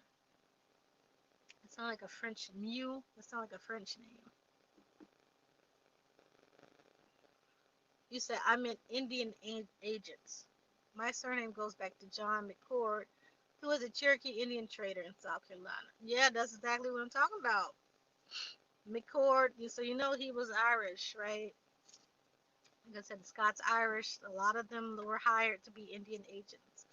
And some of them have whole like journals like depicting everything. So they basically were spying on the tribes. They're spying on the tribes. They're there to learn all the our customs and our language and our ways and marry into the tribe. So they definitely was agents for real. They definitely was agents. Uh,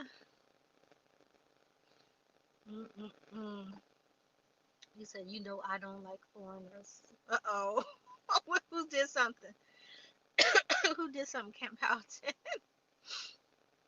Oh my goodness. You said our family was from Alabama. That's interesting. But see, you got to go back further because in some cases the people migrated. So if you're not all the way back in your genealogy to the 1700s, you really can't be sure where the people were from unless you find a statement saying that they were always in Alabama or wherever. Okay.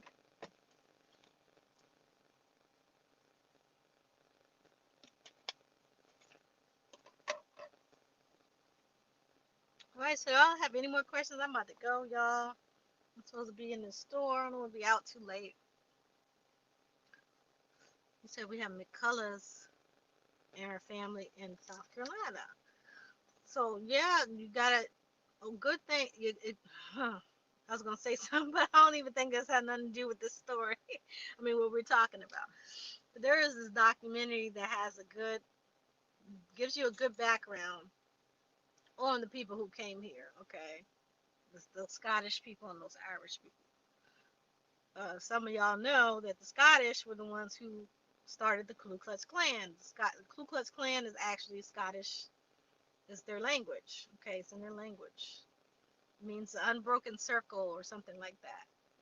Okay, so it started off as like a club. Okay, one of the racist, and then because the people were trying to get more opportunities, especially around the Civil War and stuff, and they were trying to steal land and things. That's when it became racial. That's when they were basically scaring people off their land to squat on it and to steal it. So all that stuff is connected, and it goes back to the Indian agent stuff, what the British were using them for. The British were using them to infiltrate the Indians and get rid of the Indians. Jamil, he said, I'm thankful you dropped the Kyoto Indians with me.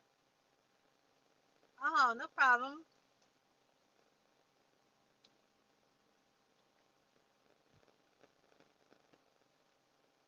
Mm. He said Geechees are Guale. Right.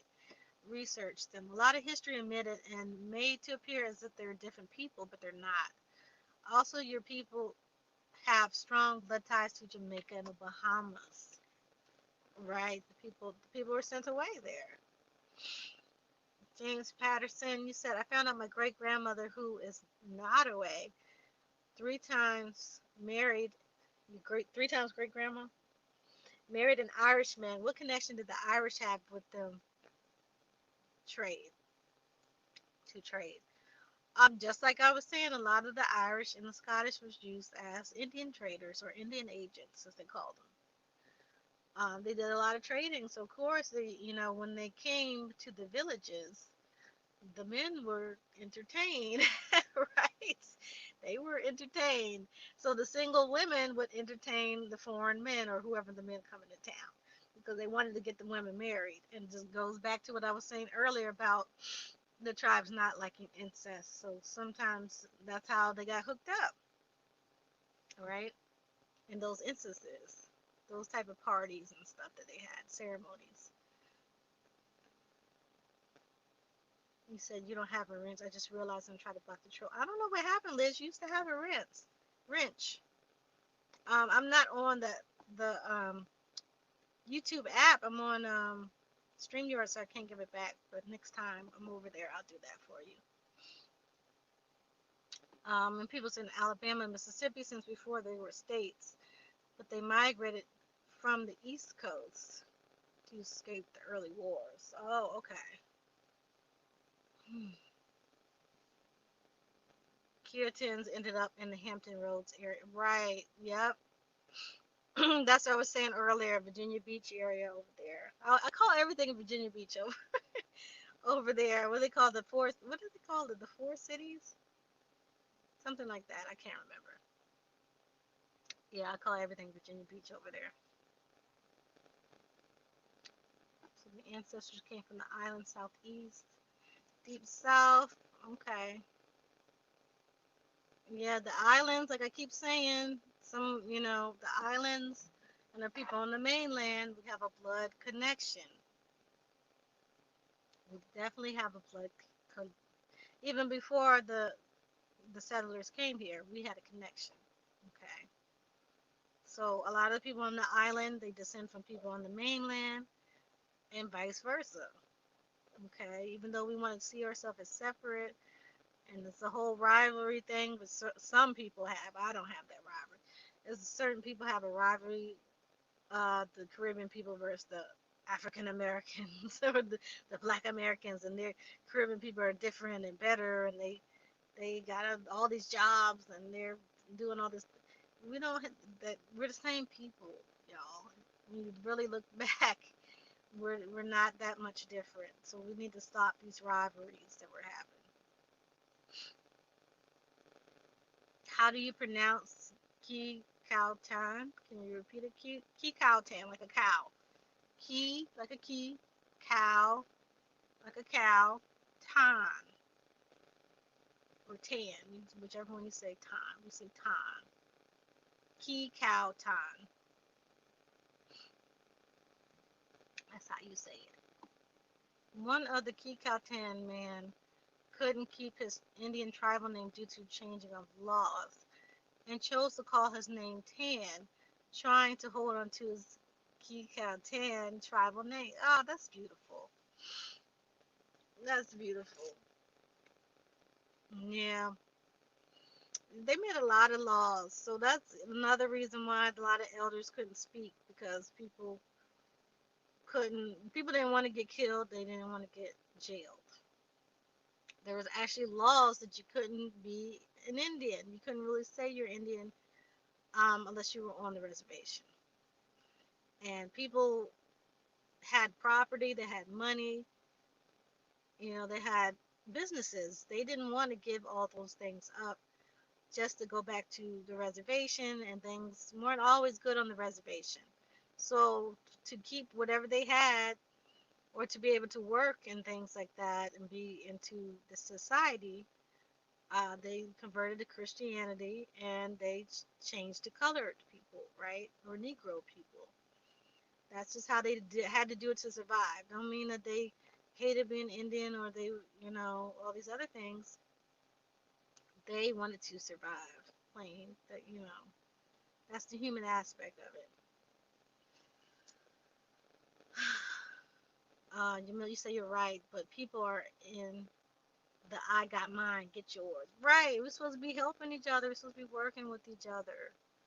You know, that's what we're supposed to be doing. Tony, you said, okay, Key Bella Key. I know my people are from South Carolina, Florida, Georgia, Alabama, and Mississippi and Tennessee. That's where a lot of people are from in Arkansas. Right. Arkansas. And then there's the people in Chicago. A lot of people from Chicago are from Arkansas and Alabama and Mississippi, all those places too. Like we migrated around, especially during the Great Migration. Definitely. Anything on the Mud and Ren last names? I saw the Ren last name of the Chickahominy powwow. I'm not sure about Mud. I don't know much about Mud, the Mud surname. You said random. Did the Woodland tribes of Virginia have horses? It depends on probably after colonial times. Yes, people owned horses. Um, if you look in Indiantown in Virginia and King William, you'll see that some of the people on the reservation had property of horses, and then there was a time after that. Okay, that's after the Nat Turner thing that a lot of the people could not own any type of property. Like the people on the reservations, they didn't have houses and land, but they might have had a horse. Some of the people had people. Okay, that's a whole nother thing. Some of them had slaves on the reservation. Okay, some of those people were other Indians. Okay, but nobody really talks about that stuff. But you'll see the tax records for those things. The East Coast, we didn't really have horses now. The ancient times, there was horses.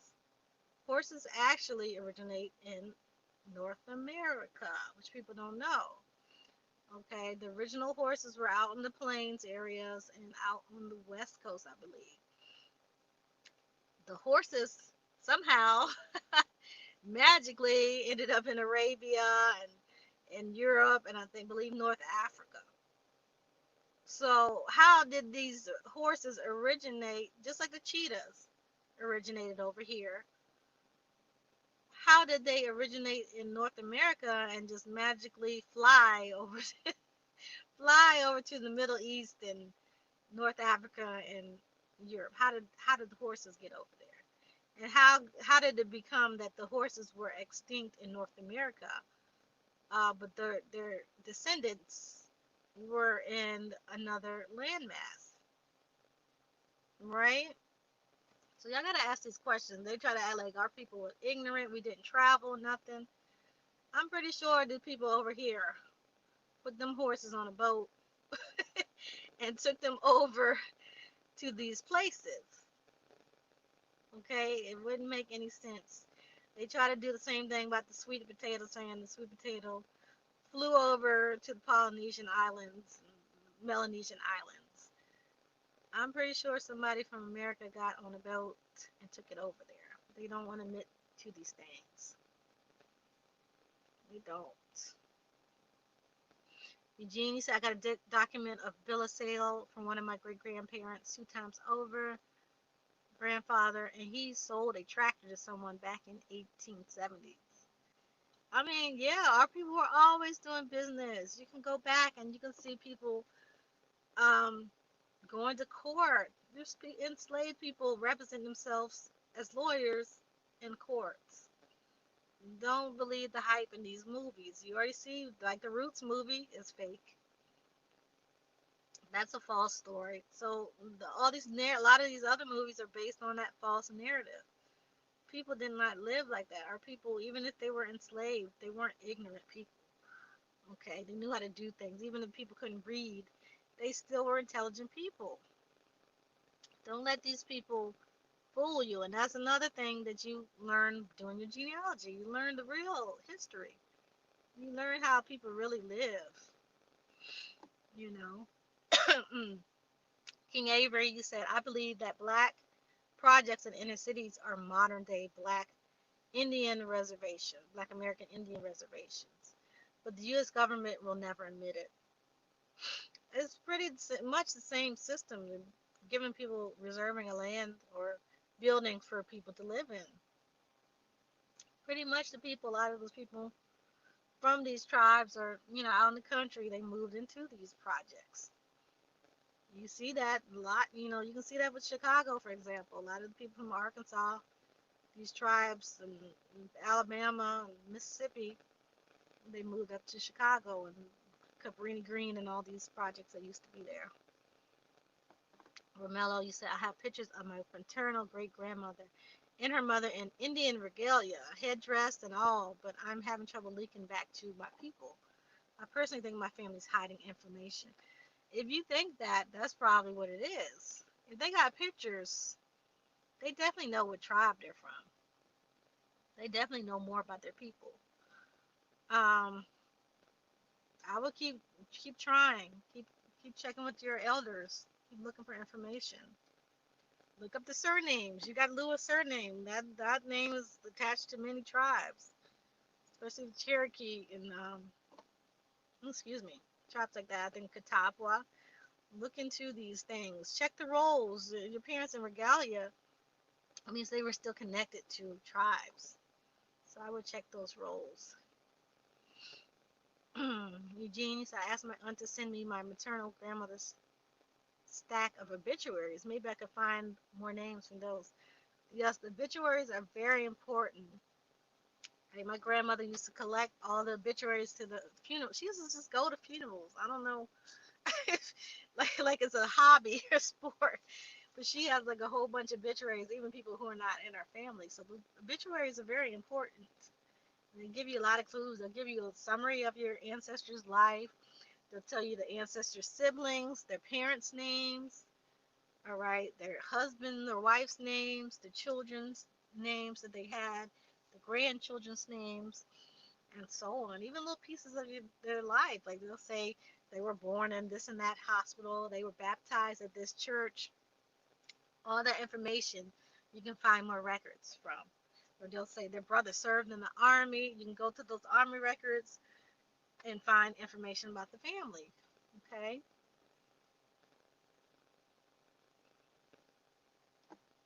He said DC General Hospital in Washington, D.C. has a land grant that protects it from being knocked down. That's really good. Because they really don't have respect for a lot of buildings anymore. They do have historical societies now that are into historical preservation. All right. So that's another thing that we need to be doing. We need to be having our historical societies too, so we can preserve some of this information, preserve some of these buildings, gain back some of these buildings, because a lot of these old rich plantations, like I keep telling y'all, are on top of Indian villages. So if we had a historical society or some type of organization, we could be getting back some of those buildings, and they could be digging. You can have archaeologists there establishing what was there previously there from these tribes. It's a lot of things that we can do. Okay. Trey, you said, what did ancient black tribal music sound like in the Western Hemisphere back in the day?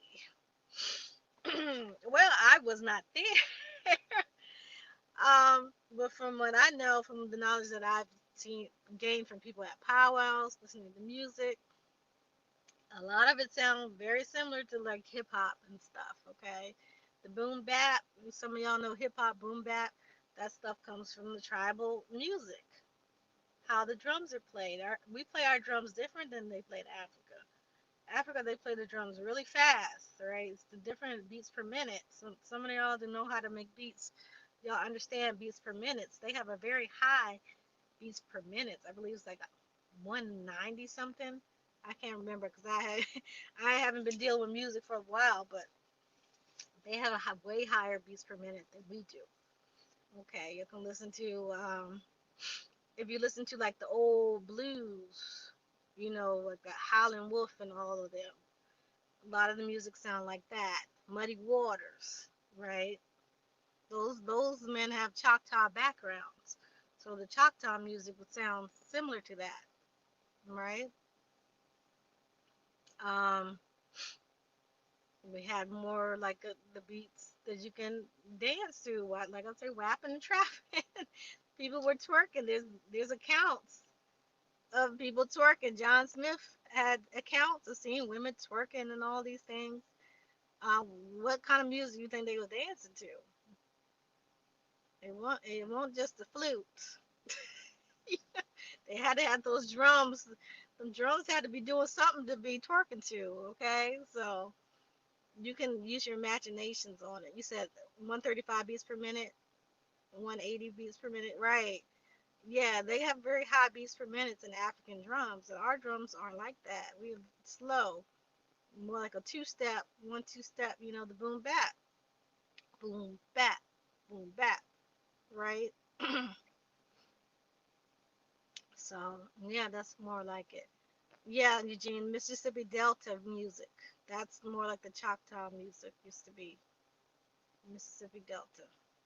You said them Iroquois trap beats, the trapping and whap, trapping and whapping. That's how they was the Iroquois boys. I'm telling you, the Mingos, they was trapping for real. Okay, they had to have, they had to have, they had to have something to dance to on their downtime, right? When they come to town or whatever. So they took them and they sold them. Who do they sell?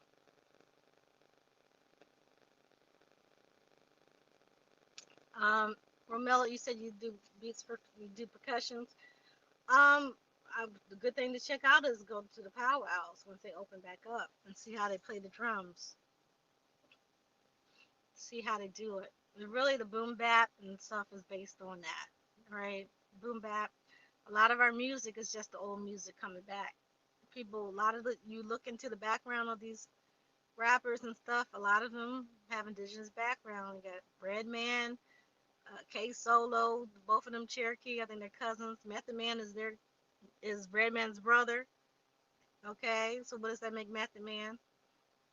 Whole Wu Tang Clan is about most of them are Shinnecock.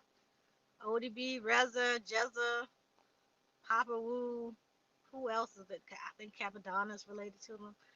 There's a whole bunch of people who have this indigenous background. They just don't talk about it. They just don't talk about it. And then there's a whole bunch of people, Busta Rhymes, all these people who have this Arawak and Taino background from the Caribbean.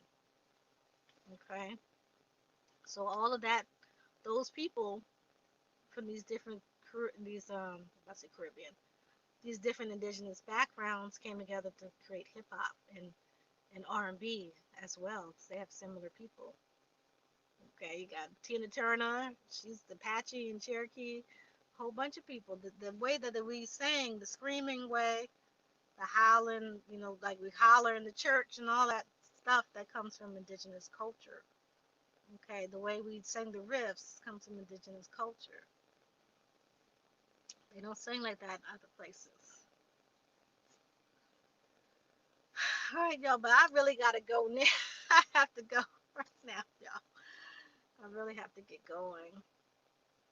You said DC has a dance Beat Your Feet. Yeah, they do. The go-go music has to beat the feet.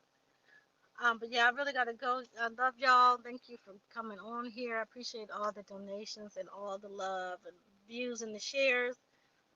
Please make sure to share the video out. If you're not subscribed yet, please subscribe. Click the bell button to get all the notifications. It's free, y'all. It's free. Please like the video if you like it. You have any questions once this is over, y'all can ask more questions in the comment section. I really appreciate y'all. And in the Powhatan language to say goodbye, we say Ana. So Ana.